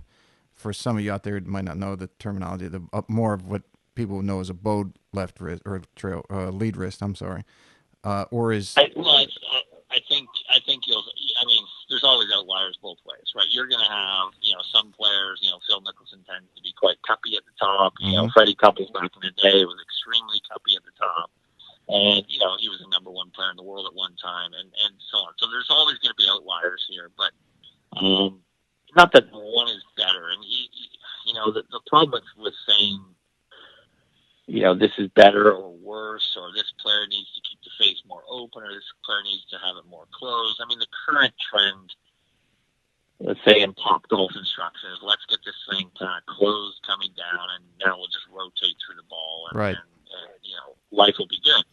And to a certain extent, there are some people that can certainly do that. Now, the problem is, as players get older, the biggest problem is thoracic to pelvic rotational amounts, okay? So the ability to separate your pelvis from your thorax, if you can do that, yes, that's a good option. Most of the golfers that we see, and we teach every day, that are limited with their flexibility, cannot separate their thorax from their pelvis very well. So if they try and open up and get open and do all these things, which is currently the trendy thing to do, they're simply going to come straight over the top, and they're going to slice it. If the wrist conditions are stronger, they'll just dead pull it. So there's different strokes for different folks, and that thoracic to pelvic rotation now is a big, big key when we're designing golf swings on, what kind of pattern they fall into. So at the end of the day, the club face at the bottom is squaring up very rapidly, and it's not squaring up at a consistent rate. So what I mean by that is, as your club enters the final 2 feet of the swing, the face and path are not on top of each other yet. Okay? Mm-hmm. So unlike, people think that, hey, if I line up the face super early and I just turn, this is going to work. But there's velocity there in the angular release, or the lag release, if you will, of the wrist, that is causing the club face squares up at a faster rate than the arc squares up. So basically the face is staying open, for a long time, and then at the very bottom it is squaring up. Now, different players have different rates of squaring up, and this is where we talk about the rate of closure, and how to either slow that down, or for some players they need to speed it up. So 2 players, for example, on the wide ends of the spectrum in terms of rate of closure, Victor Hovland has the slowest rate of closure ever tested on the PGA Tour at 675 degrees per second. Okay? So he's keeping it very square the entire to a point. Now, because his wrist is in flexion, the face is more closed. Okay, his body is pivoting, his body is rotating. So just the fact that your body rotates is causing the face to close. Okay, but the average tour amount is somewhere that sits around 1,800 to 2,000 degrees per second. Now, somebody who hits the ball incredibly straight on the other end of the spectrum is Francesco Molinari, who hits the ball incredibly straight, has a rate of closure that sits around 2,800 degrees per second. Wow. So more than 4 times, 4.5 times more. Exactly. So this is why the verdict is still out, right? Francesco has won the British Open. He's one of the straightest, golfers on the European Tour in the last 15 years. He's a heck of a player. He has a very fast rate of closure compared to Victor Hovland, who's also an excellent player from Norway. And, I've had the pleasure actually to work a little bit with Victor many years ago. But, he's always hit the ball incredibly straight. And so what's better, right? Well, both are producing incredibly good golf shots. So the verdict at the end of the day, in my opinion, is going to be whatever your rate of closure is, you want it to be consistent. Right, that's what we see. Is the best ball strikers don't go from 2,800 degrees per second down to 1,200 degrees per second up to 2,100. It's within sort of 50 to 80, maybe 100, sort of degrees per second each and every shot. So the rate that you are, whether you're a fast rate of closure player or a slow rate of closure player, tends to be very, very consistent.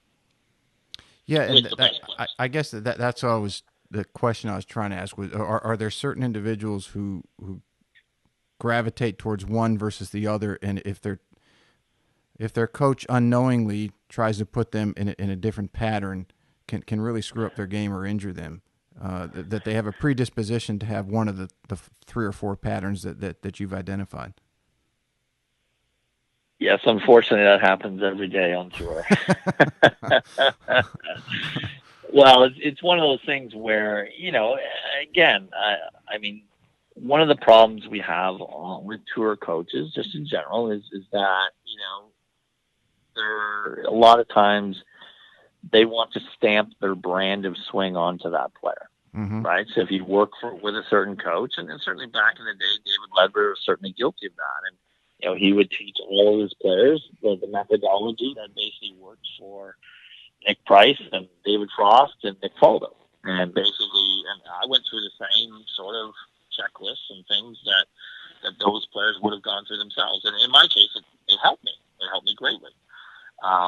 But perhaps for other players, it wouldn't work so well. So I think we're getting better at that as an industry, that coaches are starting to be more versatile with their techniques. And truthfully, it's just that a lot of coaches teach one way really, really well, right? But they don't necessarily understand how all the other ways work. Mm-hmm. So I think hopefully, as an industry, we're getting better at that. But you certainly see that, and a lot of times it's like, okay, come to see me, I'll give you the standard, the standard swing that I give everybody, and you'll hit the ball great. And it's like, well, yeah, that might work, and it might not work.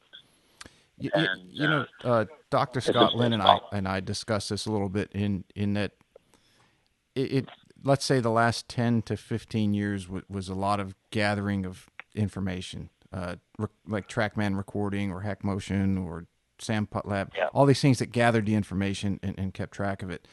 And what he thought, and I thought as well, was, and what you're from what I think I hear you're saying is, and what I've seen you do in your lectures, and one of the reasons I asked this question for you to identify those 4 different patterns is it's becoming more important to specialize for what that individual needs based off this mountain of information that golf coaches and scientists and everybody are gathering and have access to. So it's like player A, if they're a Cobra pattern, and you try to put them in the other one of the other 3 patterns, you could really do some damage to them. Absolutely, and I mean, as I said, there's lots. Unfortunately, there's lots of that that's happened, and some of these players end up obviously, being sort of beaten out of the game, and it's and it's not that it's all the coach's fault. It's like you got to understand too. Is tour players can be incredibly difficult in terms of being able to absorb new information and to make changes, and you can give them the keys to the kingdom, and they still have to pick it up and walk the walk and go through the process. And some of them won't do that. And, if it looks weird, feels weird, runs contrary to the narrative that they have in their mind, they're going to fight you on it. And you've got to fight tooth and nail sometimes to get them to do what you want. Even though you could be 100% right, if it doesn't fit their narrative, and some of the things that they've grown up with, or maybe other coaches have told them, and you're running contrary to that, they're gonna sort of to stop you. And now they get sort of a half version, right? And that's the problem, is you either kind of got to go all in here and do it all, or we're just going to kind of band-aid what you're doing and understand how your swing kind of works. So to get back to your answer, is now that we're understanding more of how it all goes together, like the swing catalyst data, like the obviously the gears and all these different sort of things that we can use to measure, and we understand how different patterns work. Now we can make a correction that one thing is going to change 25 things, and now for that player, they can get back out to going out there and hopefully winning millions of dollars. Right? They're not shelved for 3 months because we're rebuilding everything. Mm-hmm. We're now saying, no, this is how your swing works, but this one little piece here needs to be adjusted. And as we move that one piece around, all of a sudden you've changed 20 other things, and now all of a sudden we're back in business again. And that's where the magic is in terms of understanding the anatomy really well and understanding the joint segments and how they move, is you can make incredibly powerful changes in an hour, in 3 hours, in a day, simply by, sort of pinpointing the root cause, and where to go with that. And that's why coaches need to understand multiple ways of swinging a golf club really, really well. Not just, I kind of get it. I read an article on it, and, kind of abandoned it. It's like, no, I want you to understand that up, down, sideways. And I've got some of my certified coaches. I mean, one of my guys has gone through 22 schools, something like that. And I've got guys that are in the tens for sure. Multiple guys in Sweden and Denmark have gone through my certifications 10 different times. The material hasn't changed that much, but they keep coming back to it because they want to understand it better and better and better. And as they do that, they become much more powerful coaches. And as I said, they can, what's the line about, kind of speak softly and carry a big stick, right? They've got that one thing that's going to make all the difference in the world for that player. And, we're not always right either. And don't get me wrong, it's not like there is always going to be, let's throw some mud on the wall and see what sticks a little bit here. Because you're always feeling out that relationship with the player and how willing are they to make change. So that's going to determine to a certain extent how in depth we get. And if they're sort of, it's kind of like dating a little bit. It's like you're kind of feeling out, their response to that. And between that, you have to come up with a solution. And sometimes it's not going to be 100% of what you want that player to do because they're just unwilling to do it. So you have to collaborate a little bit. And the best coaching relationships are definitely very collaborative as opposed to just, I'm going to dictate to you what you do and you better do it. Right? That really doesn't work well with these great players because obviously they've played they've played the game at an incredibly high level. So we have to trust some of their judgments and their feels as well, even if it clashes a little bit with your own belief systems. So that's a challenge, right? And if I only know one way of coaching or I only know one way of swinging the golf club, I've now limited my options with that player. So we need to have multiple. I mean, I teach 9 different swing patterns, basically. If you're sort of pigeonhole it, there's basically 9 patterns, but within those patterns, there's going to be sub-patterns. There's going to be idiosyncrasies within the patterns that the player can't exactly do, like, let's say, the model. And as a result, that's okay. They become their own model. And at the end of the day, we're teaching this individual how their own swing works. And that's in your certification program, which I want to touch on some more. We briefly hit it on a little bit earlier, but it is as far as you and the person who's controlling the material and you're learning more yourself every day, every month, every year. Do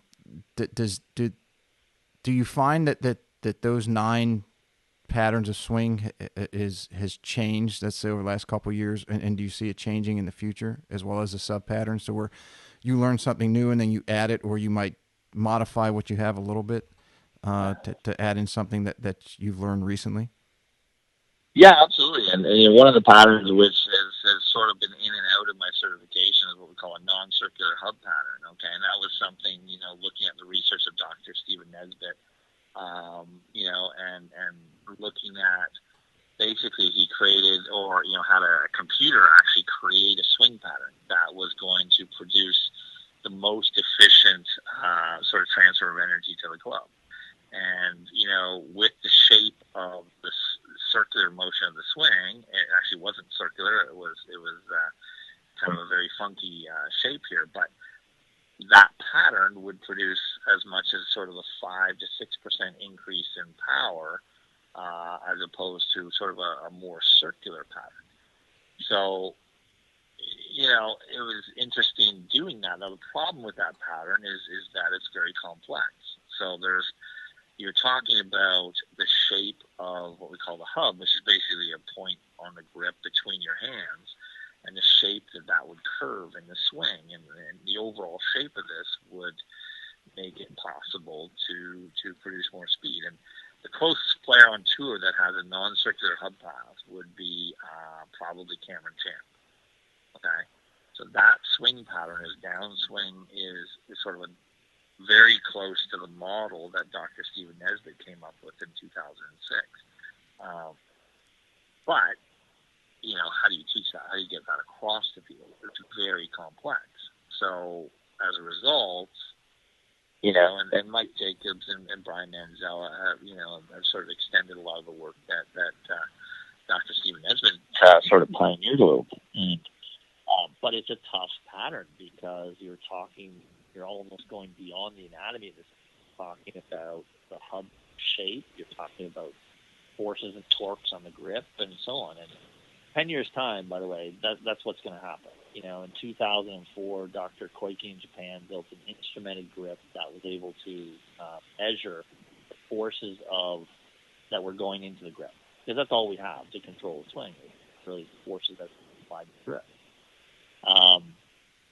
That instrumented grip cost $1.1 million. Oh, that's it? Give me 2 of them. Yeah.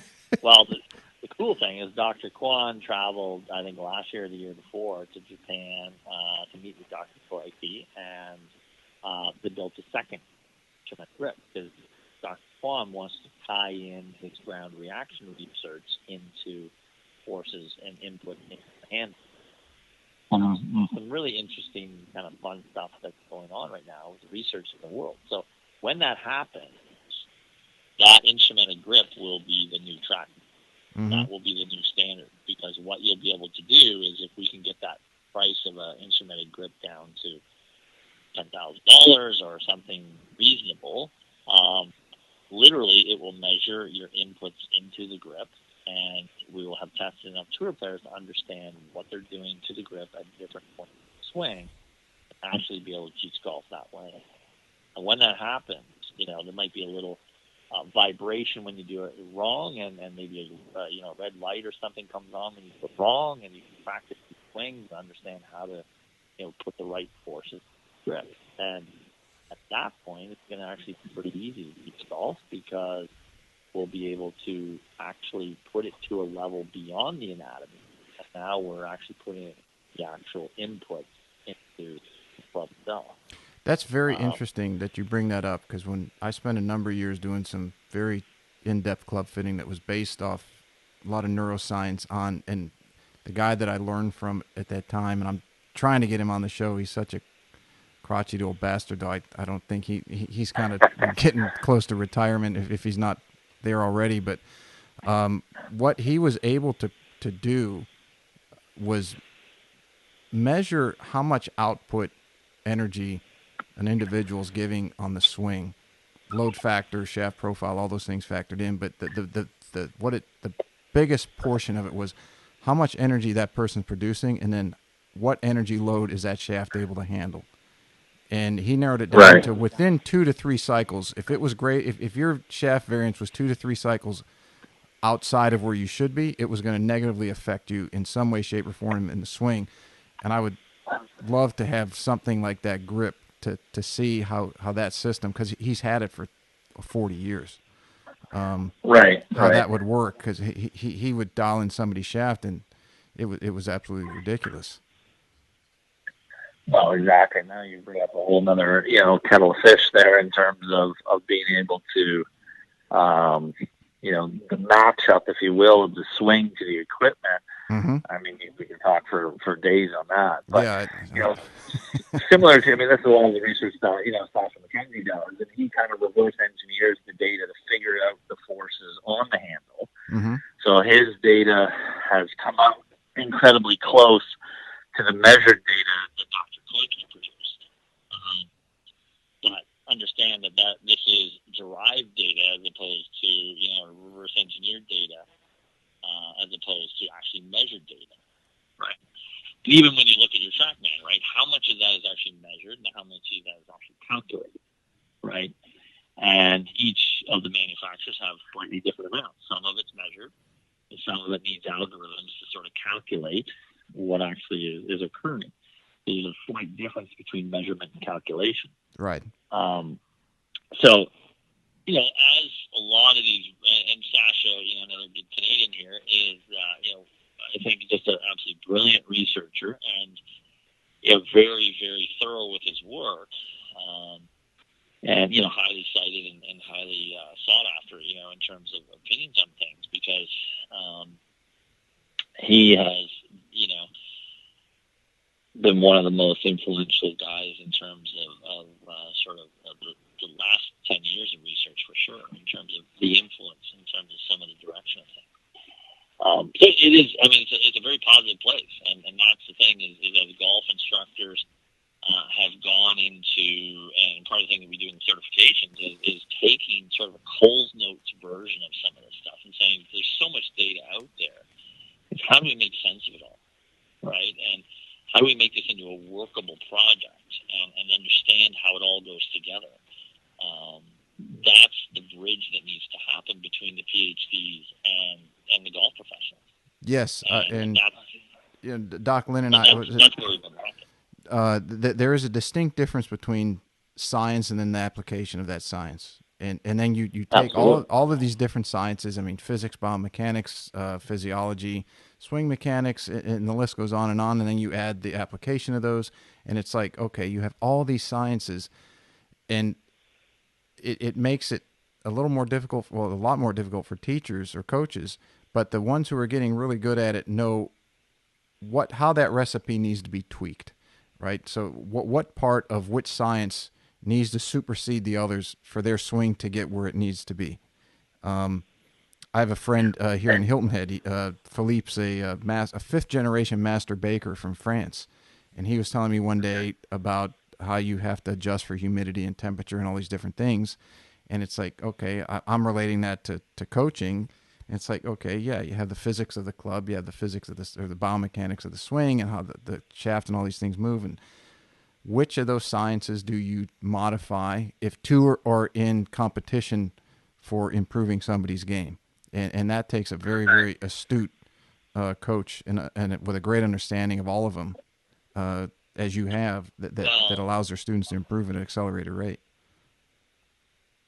yeah, and to a point, I would say most of the time, it works, and most of the time you're successful, and then sometimes you're not. And I had a really just a quick aside. I had a very interesting lesson today with one of my members at the Pulpit Club.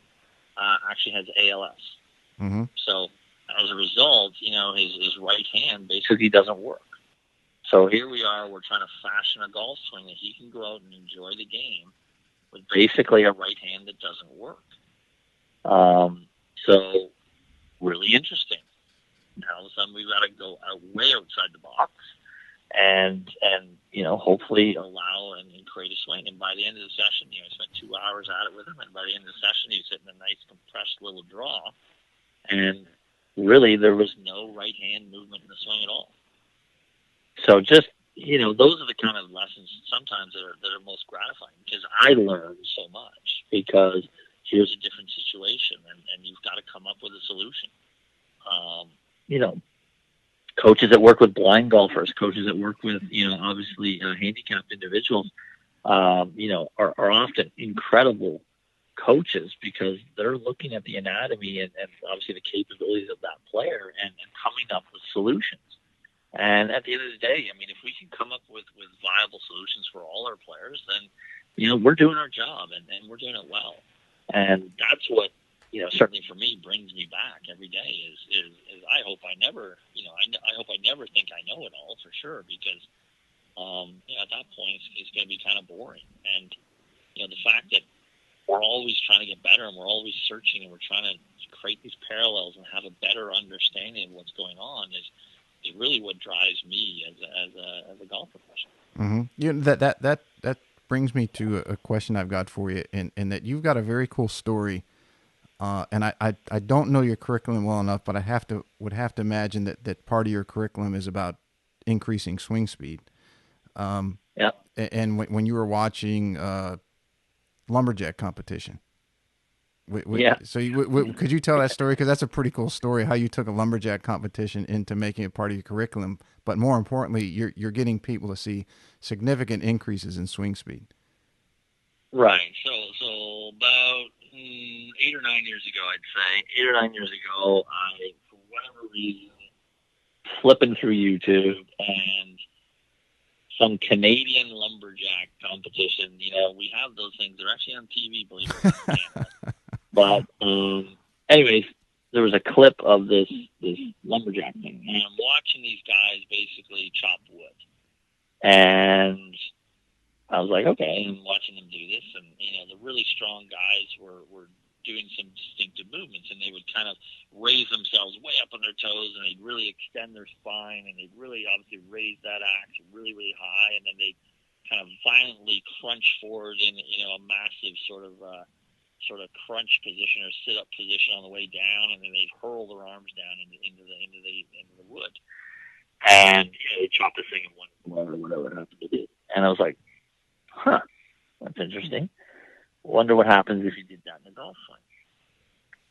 So I did it in a golf swing, and the very first swing, and the next day I went to my academy, and I was like, oh, I'll try this. And my 7-iron speed normally, at the time was sort of 90 miles an hour ish, and so I do the swing. I was like, okay, I'm just going to come up in my toes. I'm going to extend my spine. I'm going to feel like I'm an axe here, but I'm going to obviously add a little bit of rotation to this. So basically the same movement the axe choppers were doing. And then, kind of come down really hard and drop my center of mass and do all these things. First swing, 96 miles an hour. Boom, 6 miles an hour. And I was like, holy crap. I don't even know what I just did there. Okay, let's see if I can reproduce this. sure enough, bang on. So by the end of that session, I had consistently produced speeds that were 96 to 98 miles an hour on the 7 iron. I was like, okay. So as I continued to research this over the years, I mean, this is the principle that you see in all of the long drivers now, is a very large lift or vertical component as they push away in that backswing. They raise their center of mass quite high, and then they drop it very violently in transition, and they end up jumping again as they hit the ground. Right, and this is all before we knew swing catalysts and all these other different things, and we're actually able to measure it. And I didn't know why it worked, but it worked. So I got talking to Dr. Kwan actually at the PGA show, and I told him what I was doing, and he goes, he's funny. He goes, "Yeah, that would work." that was like the whole conclusion. He was like, "Yeah, that would work." I'm like, "Okay, all right. So why exactly it was working?" So anyway, kind of figured out that obviously we've got some what we call center of mass displacement as a huge power source. So guys like Rory, guys like Jamie Sadlowski, guys like Tiger back in the day that would drop like crazy in transition were spiking the ground reaction forces. What we know now is spiking the ground reaction force. So I had sort of fallen into this. I didn't understand it at all. I just knew it worked. So I started to teach this to some of my players. And I had one of my juniors go from 91 club head speed with the driver to 108 miles an hour in 2 weeks. Just working on that drill. Serious jump. Okay. 17 miles an hour faster. And now, certainly his movement at the start was not very efficient, and by the end of it was very efficient. But, it was like, wow, here I am. This is like an added bonus. I can actually get people a lot more speed.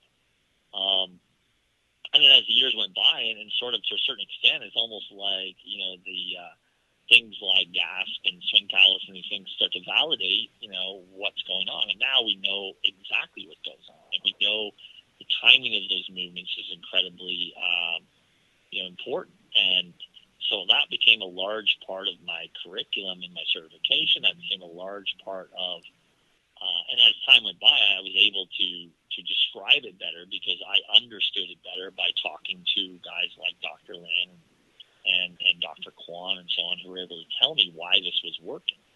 And now it's, I've done 2 ground reaction force certifications now with Steve Furlonger in the UK. And Steve is one of my certified coaches over there, and he's gotten really big into ground reaction force and training long drive champions and tour players and stuff to get longer. And, so all of that sort of stemmed from the original stuff that I had sort of stumbled into by watching a lumberjack competition. That's a cool story. And I won't even ask him what the hell made you pause on a lumberjack competition. We'll save that for maybe the next time you come on. We'll keep this one focused on golf. But yeah. When I heard that, I thought I gotta ask Scott to tell that story because it is pretty cool. How something so what seems so detached from the golf swing would actually turn out to be just something that has probably changed a lot of students of yours games considerably. Oh, yeah, for certain. And now it's become somewhat commonplace now, or common knowledge to players that are working on club head speed is sort of, and this is sort of tying the science of guys like Dr. Kwan and so on, who was describing this in very sort of, let's say, dry ways, if you will, from sort of the science perspective, and saying, well, here's kind of a good example of how it's done from a body positioning standpoint. Mm-hmm.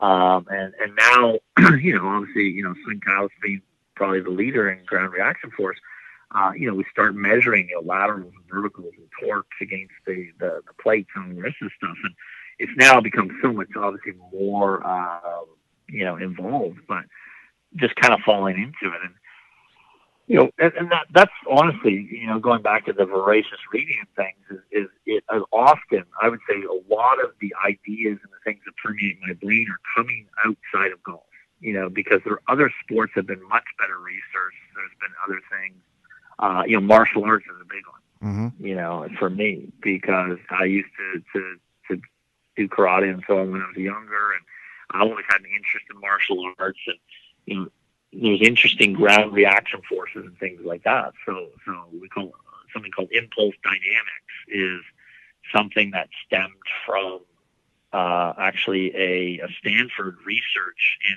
2008 with a kung fu master from China, and how this guy at 55 years old had these absolutely devastatingly fast strikes and everything else in martial arts, and he was using the ground to generate basically 3 times his body weight of force in an impulse that he was using to basically speed up his body.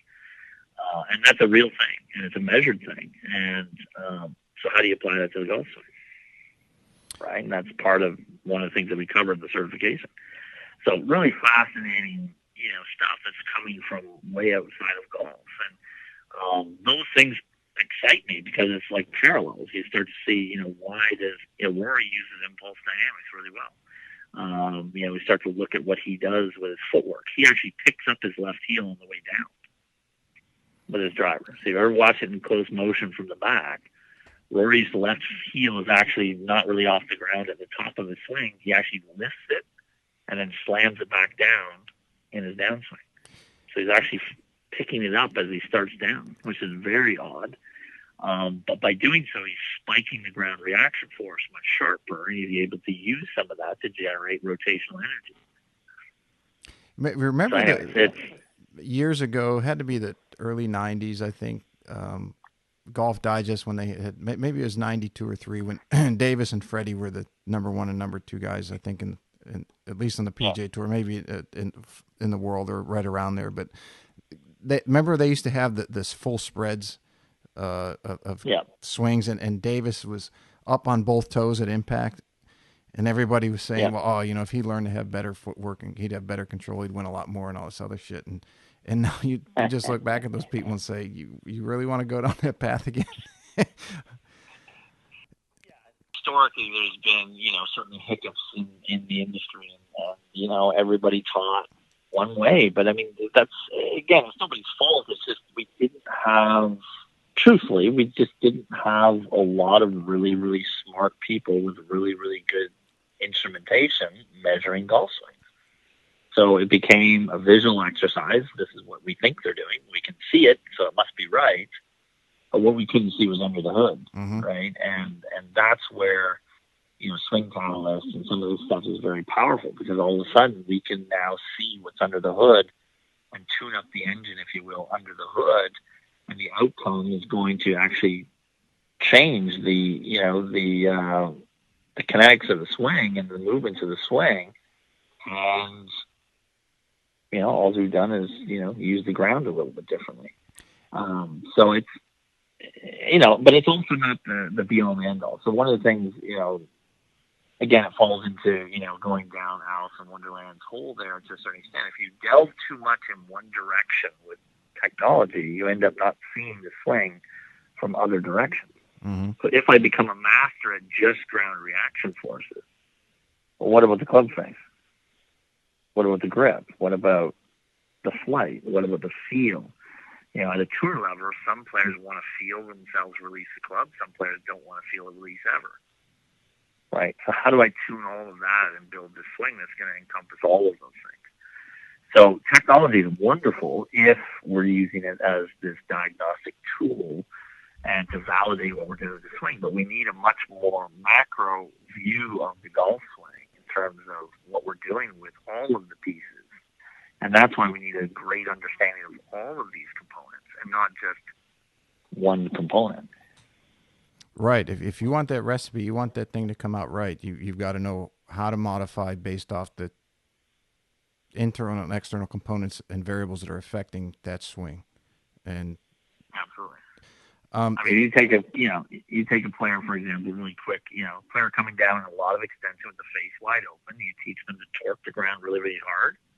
They're never going to square the face up in 100 years, and they're going to hit it 100 miles to the right.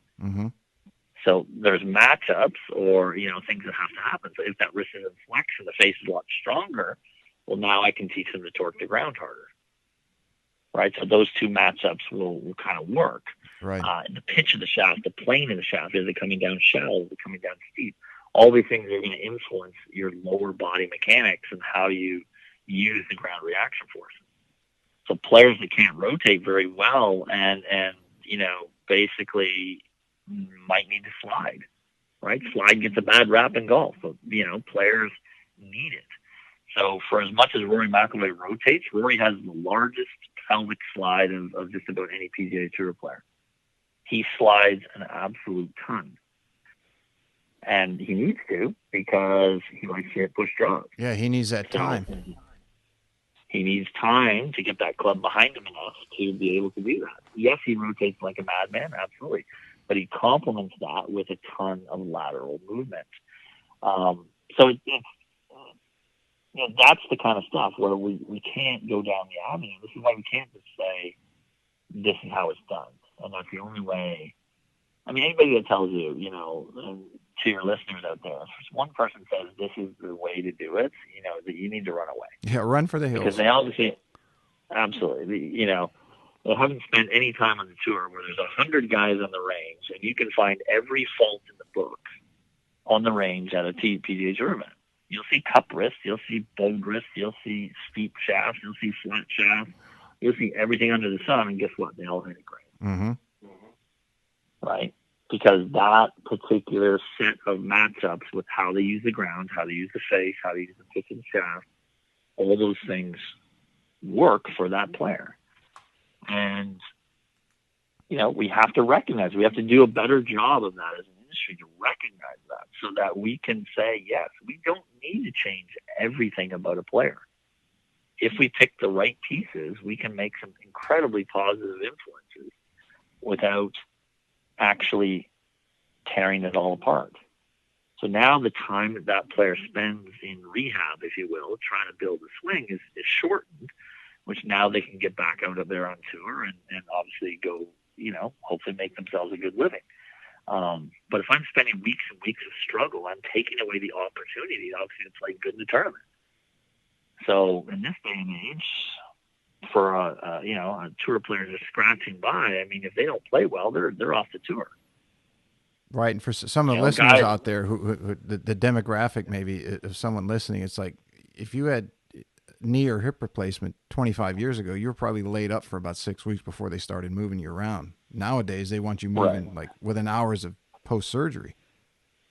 Right. So exactly. the advancements in medical and golf and measurement and everything else is allowing that to happen. Absolutely. And it's interesting just to, and that's kind of an interesting topic. Guys like Tiger, guys like Jordan Spieth, guys like Rory McIlroy have all the time in the world to work on their swings because they have full status. They're never going to lose that status, right? But the guy who's near the bottom of the list, 125th, who's fighting to keep his card, he tries to take a few weeks off to make a swing change, and it doesn't pan out well. He's lost 3 weeks of possibly making money, and he might lose his card and never get to the PGA Tour again. So it's a much riskier proposition for the players that are a little bit underneath to actually make these swing changes, even though they might need to. It's actually very difficult because they have to obviously be out there and hopefully make some cuts and make enough money to keep their card. But any of these major winners, any of these guys who are destined for the Hall of Fame, it would take 10 years before they're going to lose status. So they've got all the time in the world. They want to take 3 months off and work on their swing. Go ahead. And Tiger certainly has done it 5 or 6 times. Crazy, isn't it? Right. I guess he had to keep himself interested. That and a continual search for, as he described, you want to own his swing, you want to have it perfect in his eyes. Who's going to fault the guy? And for the naysayers, each time he changed it, he came back pretty darn well. And, now we look at it historically and we say that maybe that 2000, 2001, 2002 version was maybe the best in terms of statistically, but he also had a different body then, too. So it's hard to, maybe he made a lot more putts that year. There's a lot of things that are difficult to quantify. And, the most amazing certainly is obviously rebuilding his body and obviously winning the 2019 Masters. That's just in the history history of sport, I can't really think of anybody in any other sport that's gone through that much sort of trauma and then been able to come back and win at the highest levels. I can't really think of anybody else that's actually done that. And I mean, if that's not his greatest achievement, it's pretty darn close. And obviously, the man's done a lot of tremendous things. I think the most impressive thing he's ever done is actually his amateur career, winning 3 U.S. juniors and then followed by 3 U.S. amps in a row. He won 58 matches in a row. Yeah, that's like those things that, like Nelson's streak of, was it 11 in a row, DiMaggio's hit streak. And there's just some records in sports that aren't going to be touched. And that's 6 USGAs in a row. I don't think that's ever going to happen again. Not a chance. Not a chance. I mean, that's just, there's not one round that somebody just didn't have the best round of their life and knock them off, or he just played awful and didn't get through. I mean, that is an unbelievable fact. I just can't get over how someone could win 58 matches in a row and walk away with all those championships. It's not like these guys were slouches. I mean, these are the best amateurs in the world. And, 58 wins in a row. Like, just... one question I got to ask you, because you've been in the era and you've been out on tour and you've seen what those elite players are doing.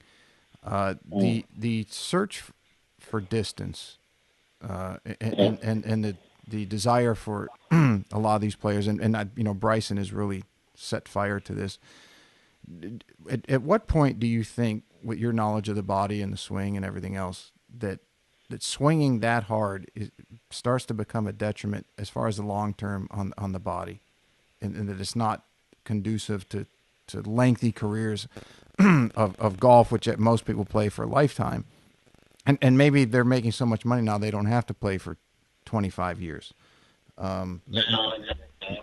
Yeah, and I think you see that in all sports, right? As hockey players time has gone by, right? They have a shorter career, but it's more lucrative, right? So they make $10 million a year for 5 or 8 years, and then they're done. Their bodies are shot, their bodies are done, and I think we're seeing more of that on tour. I mean, you look at guys like Jason Day. He's got severe back trouble at early 30s. You've got guys have pushed themselves really hard to hit the ball really, really far. It is hard, and it'll be interesting to see with Bryson. I mean, he's an interesting character, and he's very driven. My personal belief, I think Bryson DeChambeau will be the number 1 player in the world at some point in his career. He is... His single-mindedness is why I would support that statement. And, some people will call him quacky or a little bit quirky with some of the things that he does, but, his goal is to be as good as he can be. And, at this point in his career, he's not distracted by a family and kids and all the other things that we have in our life. He's very single-minded in his approach. And it's interesting. I mean, he's pushed the envelope in a direction that nobody's really kind of pushed, at least on purpose. And the results have been phenomenal. I mean, for him to be able to produce the speed that he does. Now, having said that, like I said to you before, you need to hit 50 yards further to have the same proximity out of the rough that you do in the fairway. So, will it pay off? Obviously, I think in some ways it already has. But for the length that Bryson hits it off the tee, so here's an interesting stat. For every yard that you hit the ball over 296 yards on a PGA Tour, you gain 0.04 of a shot, on the field. So a very small amount. Now, Bryson hits it about 30-some-odd yards longer than tour average, up around 330 yards. So he gains somewhere around 1.2 or 1.3 shots per round because he's, 30 yards longer on his average tee shot. Why don't you just make one more putt a day? You know what I'm saying? Like, for a lot of players, that's going to be a phenomenally bigger difference than a guy that gains 10 yards and he's gaining a third of a shot per day because he's gaining 10 yards. Why don't you just putt better and make one more putt a day, you've gained a full shot. And save your body in the process. putting's not really sexy compared to obviously hitting the ball 350 yards. So, it's looking at those things a little bit. It always amazes me when Luke Donald was number one in the world. This is a guy that drove it kind of crooked, not very long, and he was the best player in the entire world because nobody wedged it and pitched it and putted better than Luke Donald did in his prime. So there's multiple ways of getting to be the best player in the world, and Bryson's, and this is his single-mindedness. He has improved his putting immensely over the last 2 seasons, right? As well as gotten longer. So he has gained in his putting and his driving, but nobody talks about his putting. They all talk about how far he's hitting the golf ball, right? And it's almost like a little bit of an illusion, right? He's a lot cagier than you think. Right? He's a lot smarter, because he distracts everybody with these 200-mile-an-hour ball speeds, and then he goes out and plays, and he's still really fast, but a lot of them are 190, 195. It tends to be more of the on-course average. But he'll get these 205s and these crazy numbers on the range, and guys are looking at him going, oh my gosh, how do I compete with this guy? He hits it forever. But quietly, he's also improved and been one of the top 20 putters on the PGA Tour in the last 2 years. So he's sort of distracting you with the flash, if you will, and he's actually getting it done in other areas as well. And he's a smart guy. He knows what's up for sure. And then I said that I like watching him. I like his process because and I know Chris fairly well too. And there's a pursuit there, and they're doing everything in their power to be the best version of Bryson as he can be. And it's an interesting sort of little circus ride for sure. Yeah, I agree that his single-mindedness is his. Of all the good things he has going for him, that's the thing that's going to propel him to be number one player in the world. And as you said, he's not distracted. If he falls in love next year and he gets married, not knocking marriage, but I mean that is a big life-changing thing. And now you're not the only one who you're responsible for. So at that level, it's pulling you in another direction.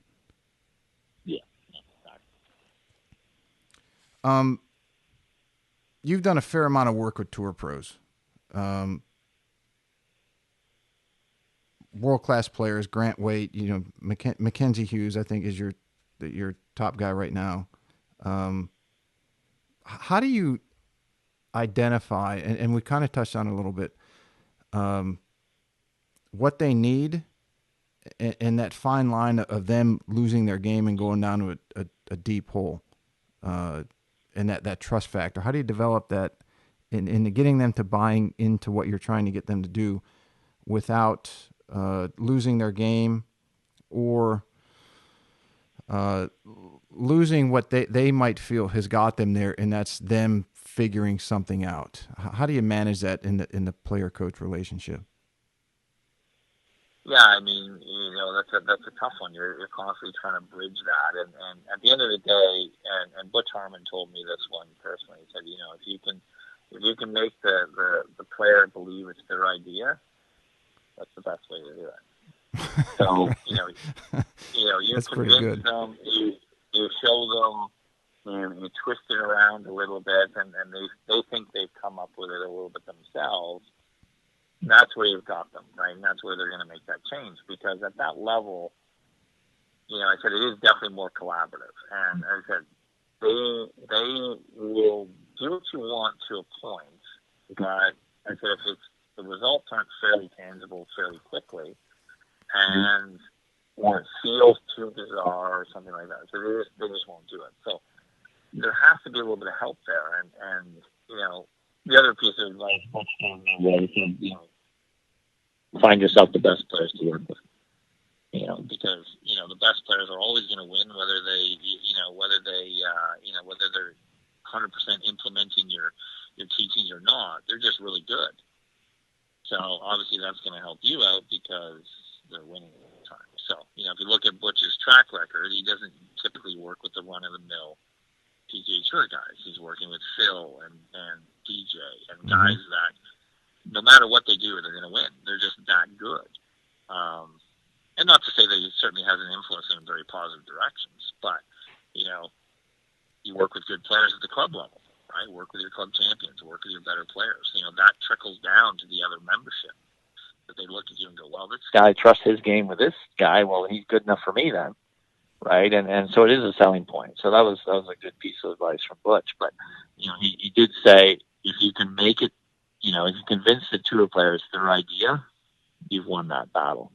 And that's certainly hard to do. So I think in this day and age, like I was saying before, everything's stats driven so well that you can look at a player and then look at the stats and say, yeah, we're a little bit shy off in this area of it. Maybe we need to change our.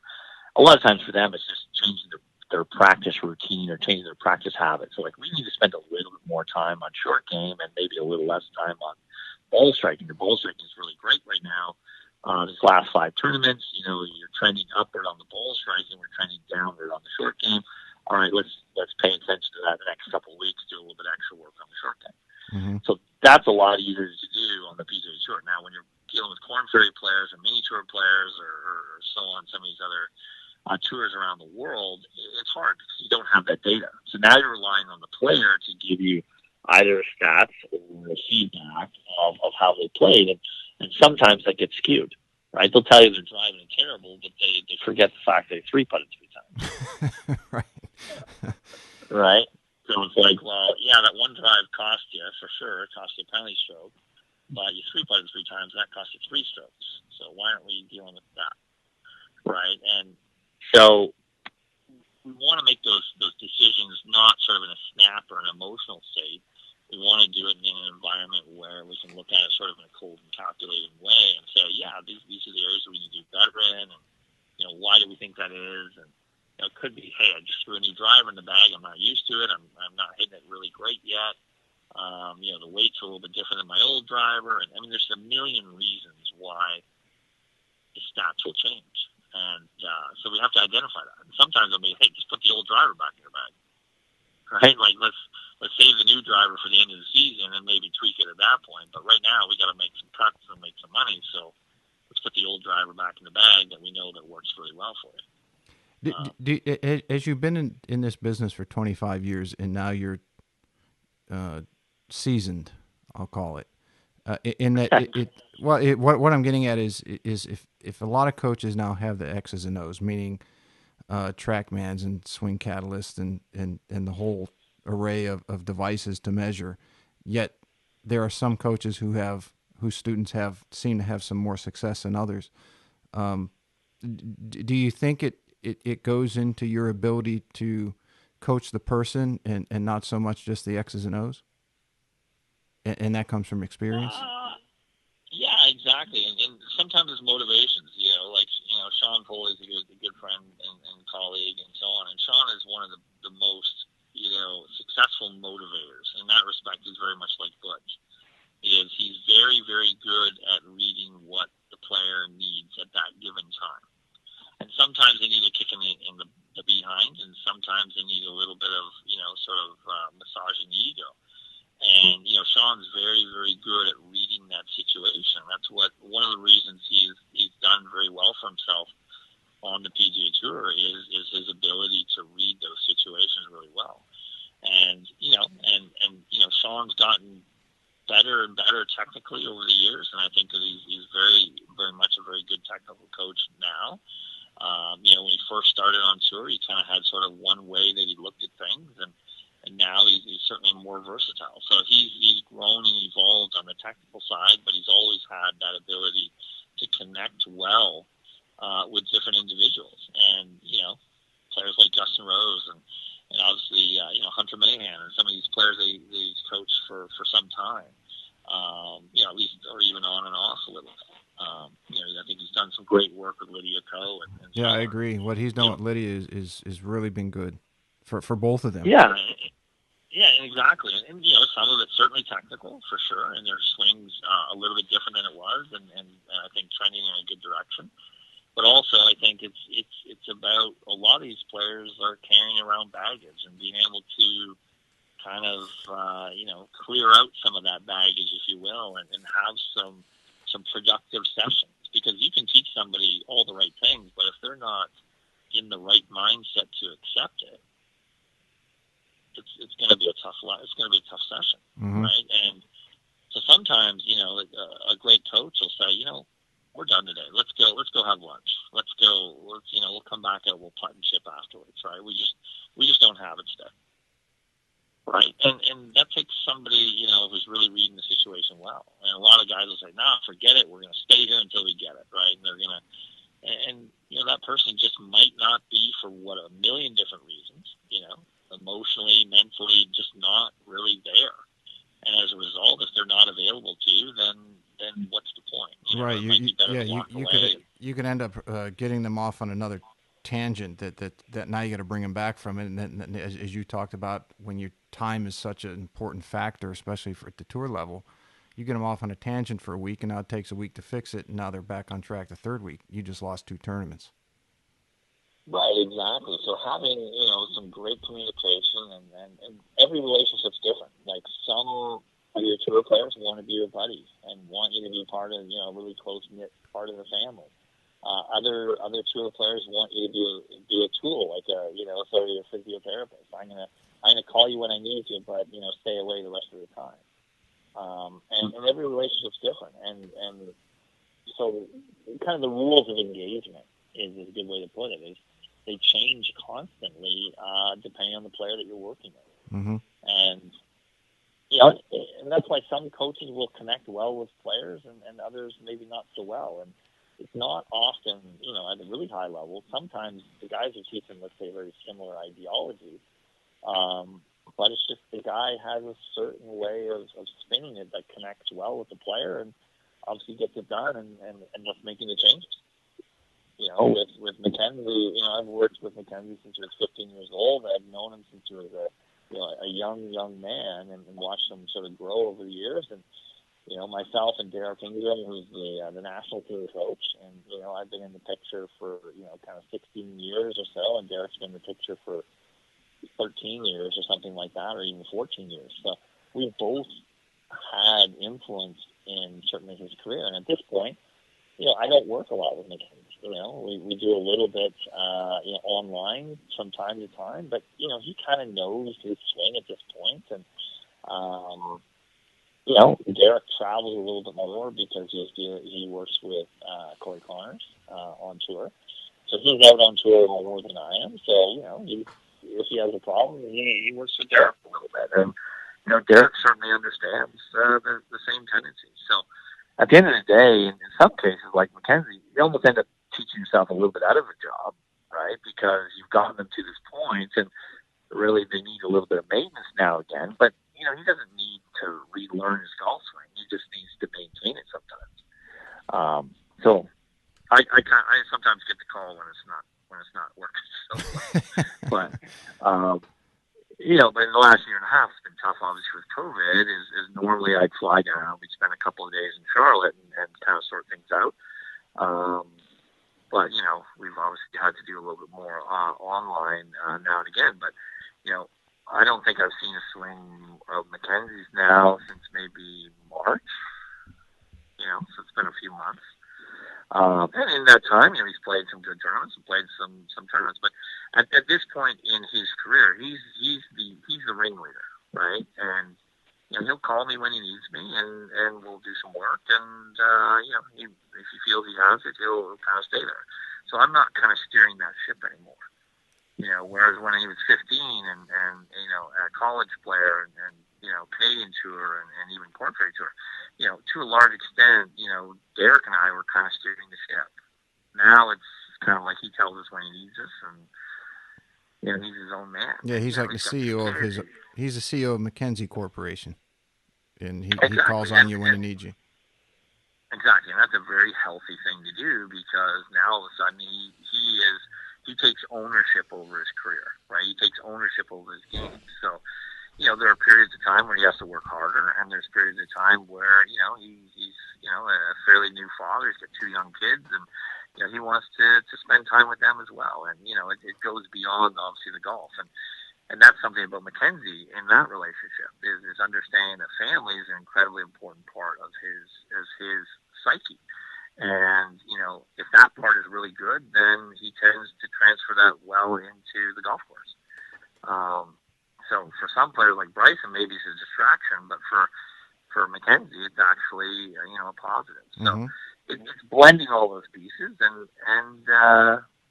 it's kind of fun. I mean, there's times certainly I'd love to do a little bit more with him and sharpen a few things, but at the same time, he said it's, he kind of has to control that and tell us when it's time to do some work and when it's time to kind of lay back a bit.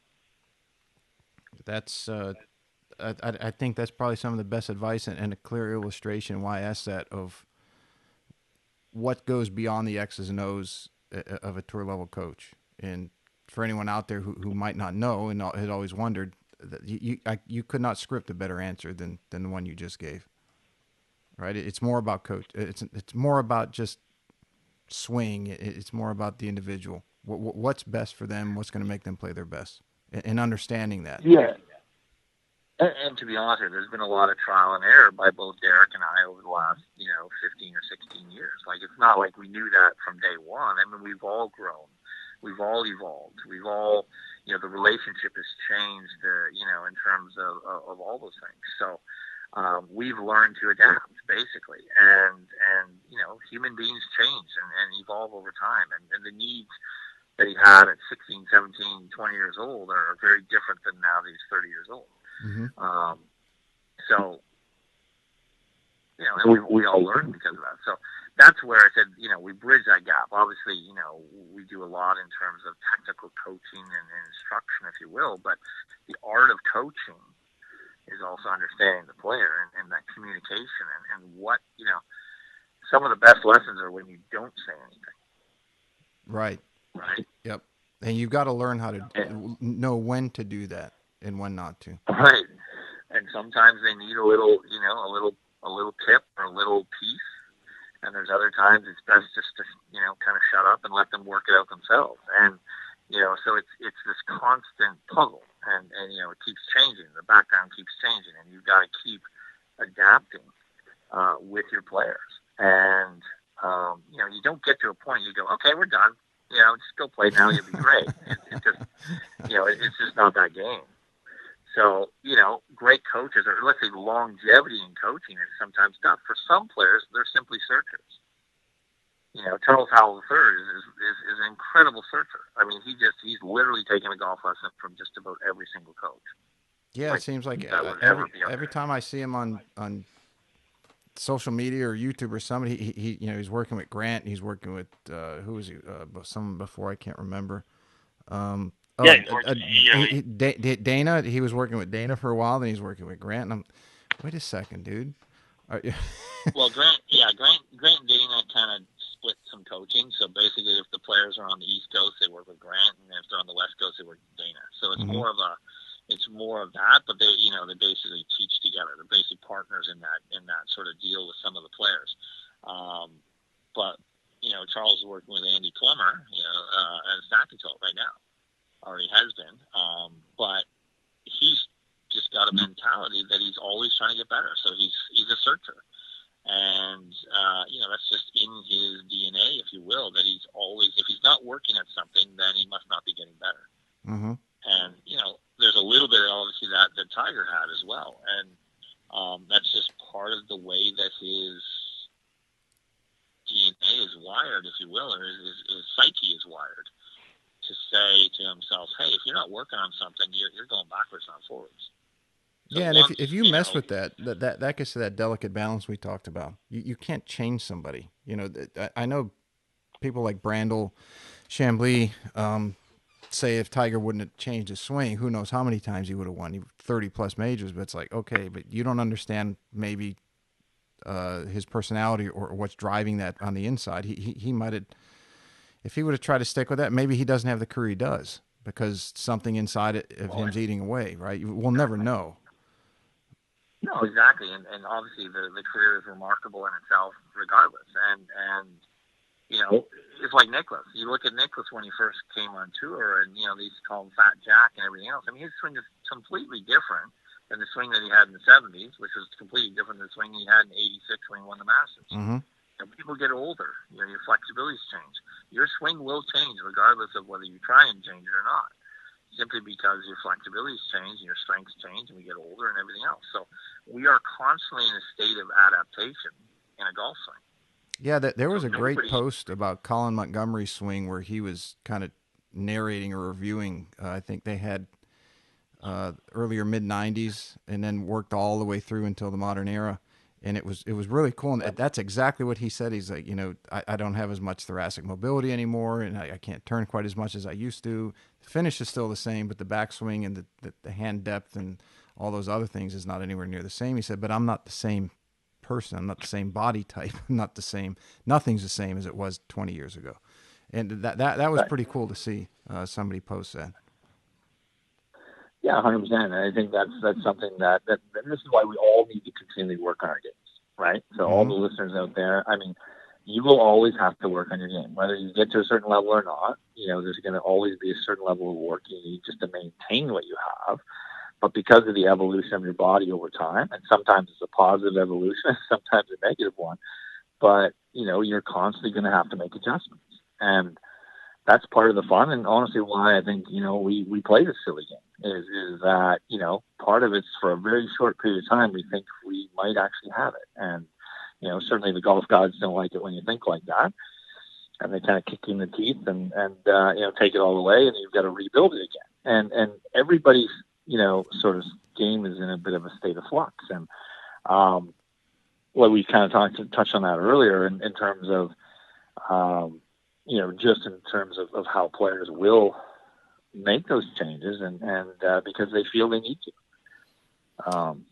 So as you said, you have to know yourself, and some players are wired like that. Grant is wired like that. Grant has pursued many different themes and strategies for his own golf swing.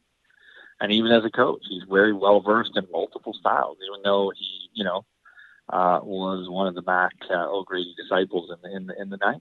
Mm-hmm. Okay. And a lot of what he does now is some of it's similar to what he did then, and some of it's quite different. His thoughts and theories as a coach have sort of shaped and changed some of the things that he does himself in his own game.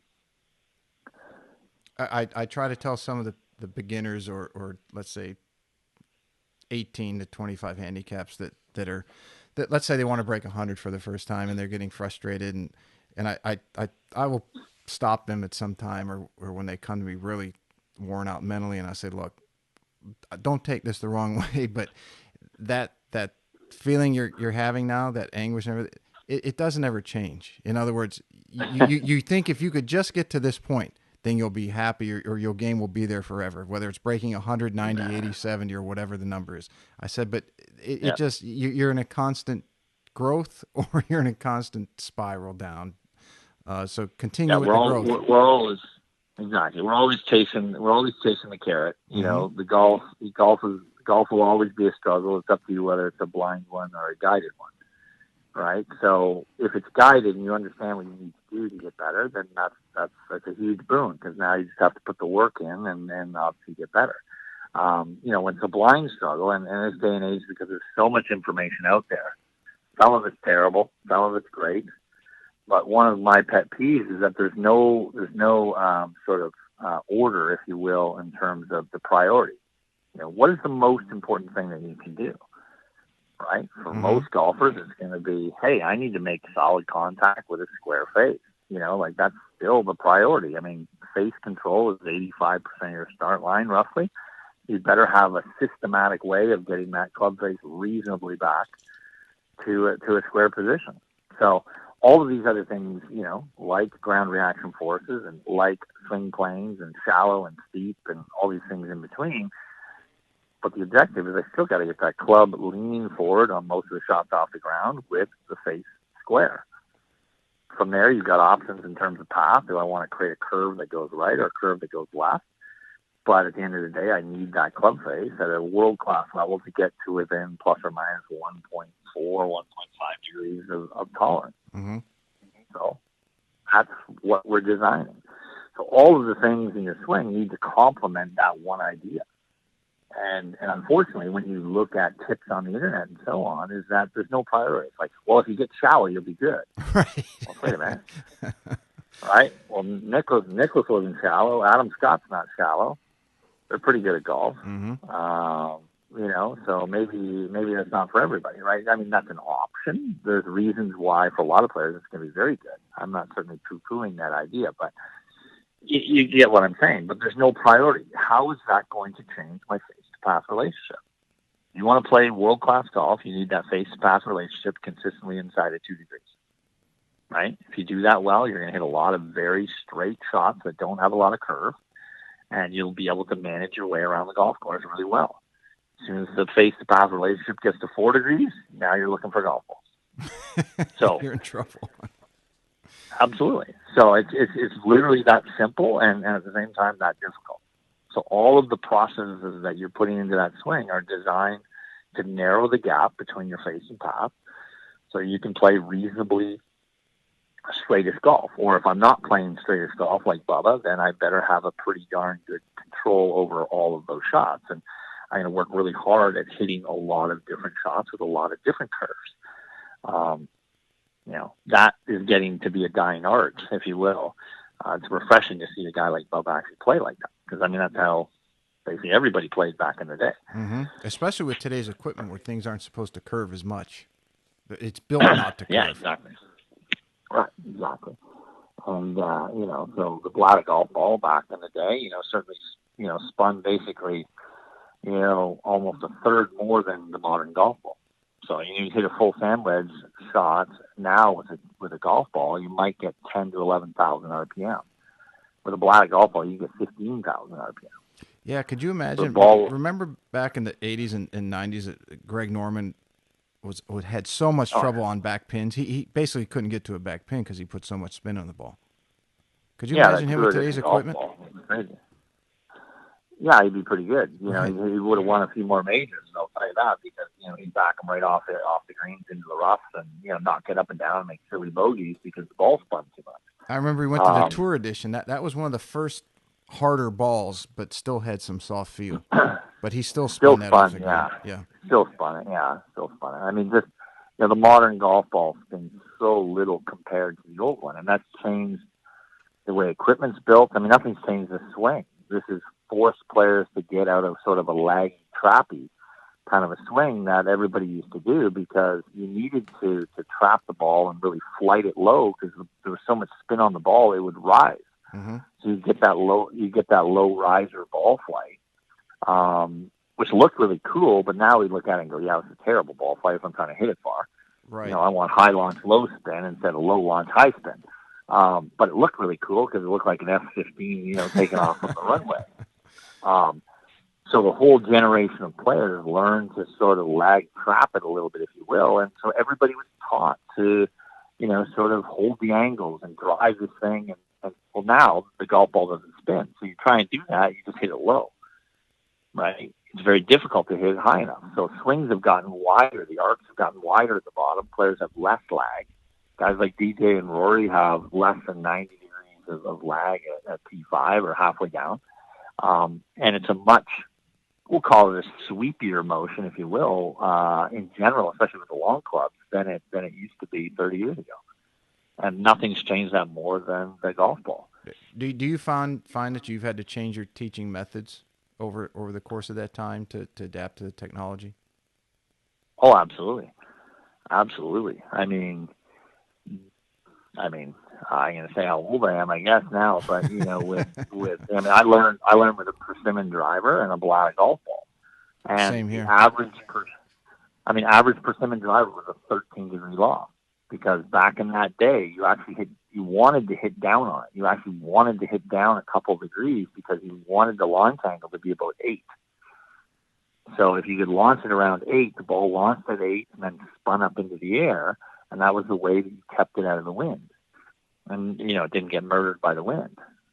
So as time has gone by, right, we got 6-degree drivers, 8-degree drivers, all these low lofted drivers, as the weight further back, are launching the ball so much higher with less spin. And now we're looking at it saying, yeah, we want your wind to be 13 degrees with, 2,000 RPM spin on it. So, to accomplish that, absolutely a swing has had to change. So that's why you can't compare players in different eras, right? You can't say Hogan was better than Nicklaus, and Nicklaus is better than Tiger, or Tiger's better than everybody. I mean, it's just the equipment's different. The course setups are completely different. The field depth nowadays is insanely talented. You can't really compare and make those arguments because, when someone says, hey, if Ben Hogan had today's equipment, he'd win every week. It's like, well, yeah, but the priorities of what you did are totally different, Yes, what he did from the time that he was a kid until the time he was an adult and playing, that you got to factor in all of those decades of right, exactly. slow, gradual development has changed. Right. And it's fun to obviously just, kind of kibitz about those arguments, but in reality, you really can't compare them because the rules of the game, the course setups, they're playing, 7,800 yards at the PGA. I mean, it's just insane. So, back in the day, you played 6,300. That was a long golf course back in the 50s. You know what I'm saying? Like, it's just, now, obviously, the equipment goes further now, but the requirements are totally different. Right? I remember playing at Greensboro, and I think it's the third or fourth hole. Now, this was back in 2005. Before they did the remodel, there was a plate in the fairway at, I want to say it was 138 yards. It said Byron Nelson holed out from here in the 1945 Greensboro Open with a 6-iron. 138 yards. Yeah. And I wanted to say, did they have that thing upside down? Are you sure it's not a 9-iron?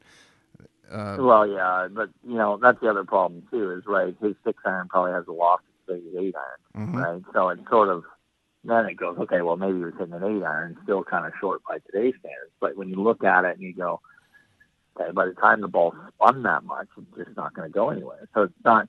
That's the other thing too. As a whole, certainly today's players are better athletes and they're stronger and fitter as a whole. But having said it, there were still long hitters obviously in the day as well. I mean, Palmer was a long hitter. Nicklaus was the longest hitter of his era. Obviously, Tiger was the longest hitter too. Besides John Daly, he was the longest hitter.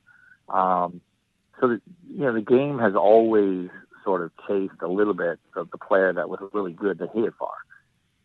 Because it's exciting, right, to watch somebody hit the ball, 350 yards or something. But again, you look at Ben Crenshaw, he was kind of wild and crooked off the tee, and phenomenal putter, and won 2 Masters because of it. So, just because you can't do one thing doesn't mean you can't play well. And if you get really good at some of the other pieces, you can make up for some of your sort of deficiencies. So it's interesting. Absolutely. I could sit here. I mean, we've blown through almost 3 hours. I could sit here and talk to you another 3. If you were here, I'm sure we'd have a few bottles of empty wine sitting here, and we'd probably have many more. That was exactly. Well, we did pound that one through when I did my last podcast at Jason's house. I think we got through a couple bottles, and it was kind of fun. But yeah, we'll have to do that certainly at some point. For sure. Do you want to finish off with a couple rapid fire? Yeah, let's do some rapid fire. I call it the emergency 9 rapid fires. I'll go through the 9 real quick. I know your wife is probably going to hate me, and she's never even met me yet, and I don't want that to happen, taking up all your evening. So let's say that the first one, the last one, everybody gets. So let's say you got your game in really good shape. You qualified for the Canadian Open, won it, and played well, and you were a pick for the President's Cup, and they started that first hole walk-up song. What would be your walk-up song to the first tee? That's a great question. I like this one. I didn't know where you're going with this question. What would be? Oh, you know what? I'd play a nice solid Metallica song. Yeah, that'd be pretty good. Just to wake everybody up, just to kind of throw everybody for a loop. That's a definite nice. 90s era answer. The era you and I both grew up in. Absolutely. You're a voracious reader. What was the last book that you read?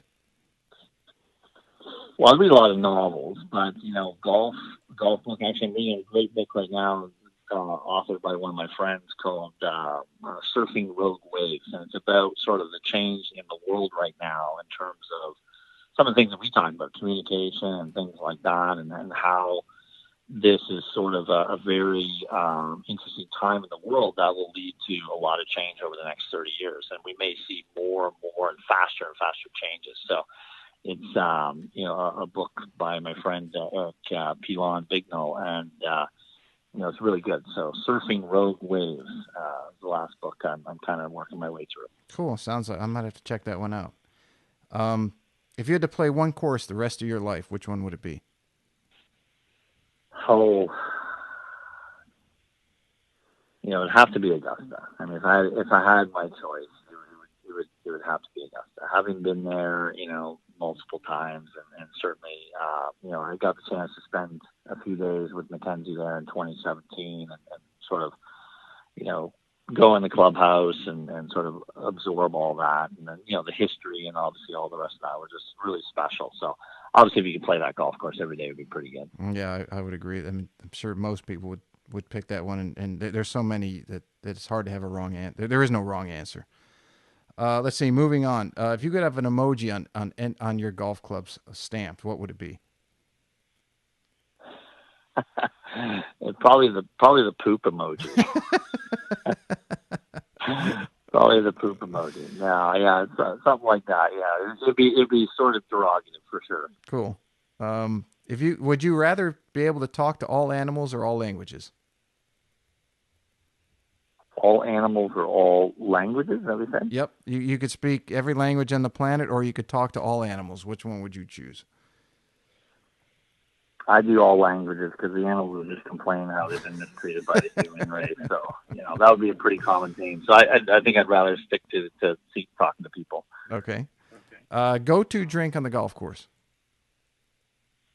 Well, the drink they serve at Augusta National is called a transfusion. Yes, okay? that's so amazing. Grape juice, and that would be the one. That was the first time I ever had it was at Augusta National, and certainly the nostalgia, if I have one of those, is certainly going to bring me back to Augusta. So transfusions, and if you throw a little vodka in it, becomes a confusion.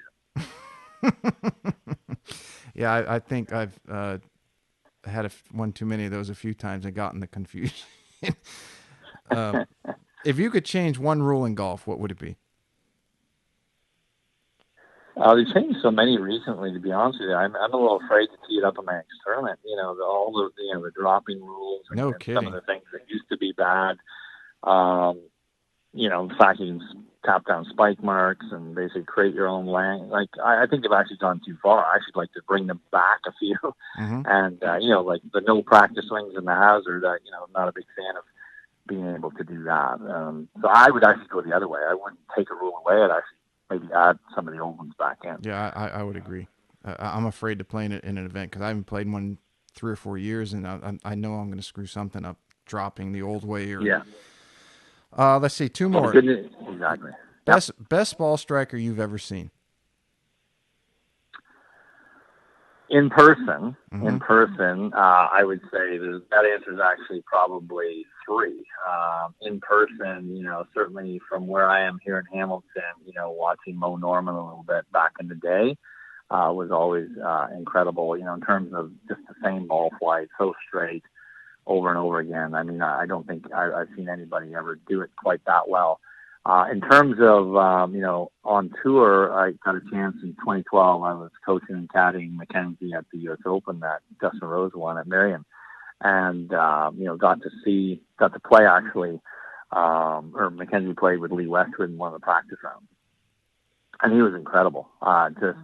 Same little cut every single time. I mean, it's just unbelievable to watch. Now, at that time, he was suffering a little bit with the bunker play and the chipping and the putting a little bit, so that part was a little sketchy. But the ball striking was phenomenal.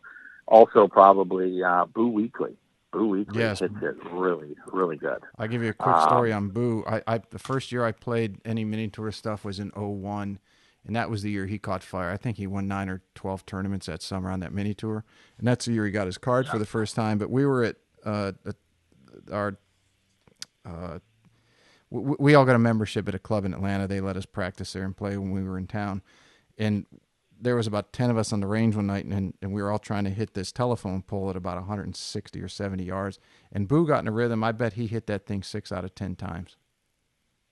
Yeah, He could, yeah, I was impressed. I mean, just the sound of the ball coming off his club, just the control. I mean, by today's standards, maybe a little bit lower ball flight, but I think it's why he plays so well at Hilton Head over the years. Is, you know, he's really good in the wind and so on. And obviously, he's been a little bit hot and cold with the putter over the years, but I mean, the ball striking is really, really quite impressive. Yes, it is. I've seen it up close. And the last one, everyone gets this one as well. Greatest of all time player. And I usually throw in Tiger or Jack, but you can answer whoever you want to. Yeah, for sure. I mean, I really think Tiger is just in the respect that he's won with obviously so many different golf swings, so many different coaches, so many different variations of how he's won.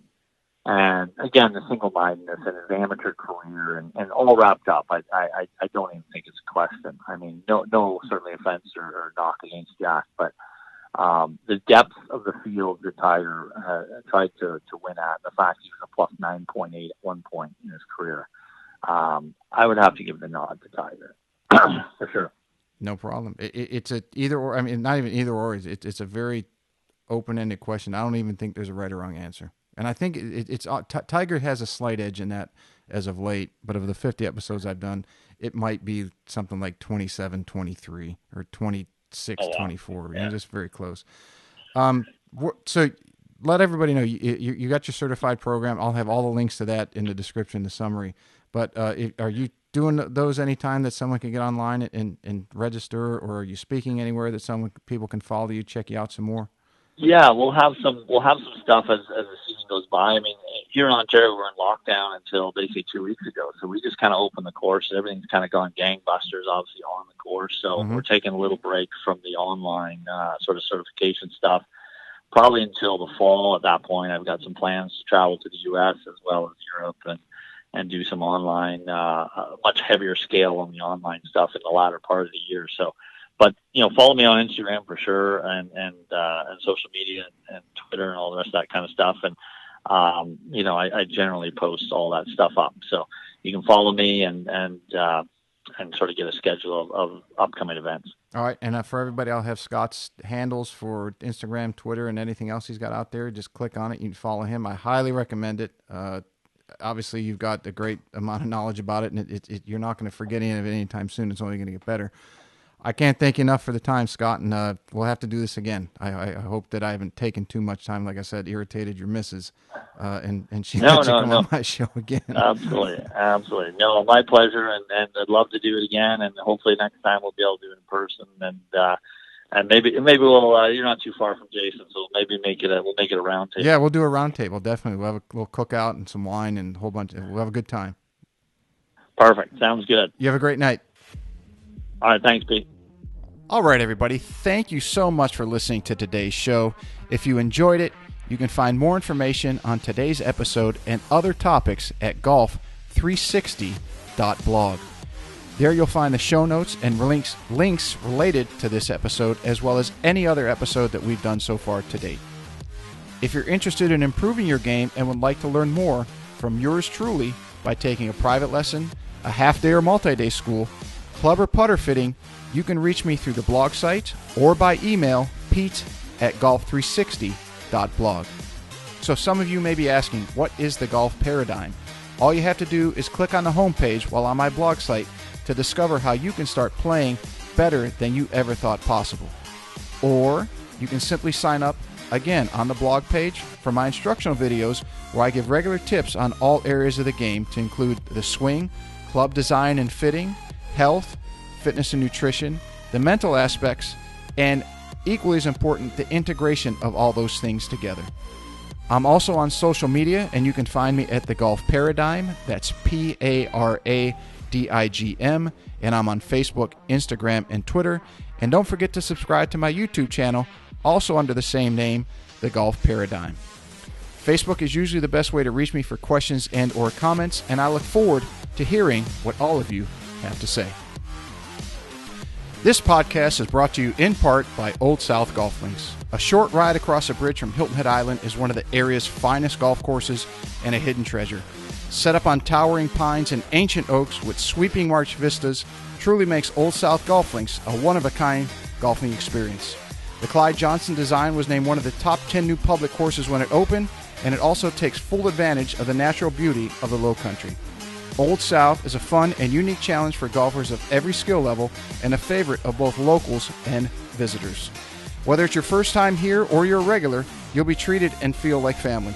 From the bag drop to check-in at the fully stocked pro shop with both men's and women's apparel, to breakfast or lunch before or after your round, the staff is always ready and willing to help. Experience for yourself why Old South is one of the premier golf courses in the Hilton Head area and why it will quickly become a favorite of yours too. Visit them in person or online at www.oldsouthgolf.com, or to make it tee time, simply call the pro shop at 843-785-5353.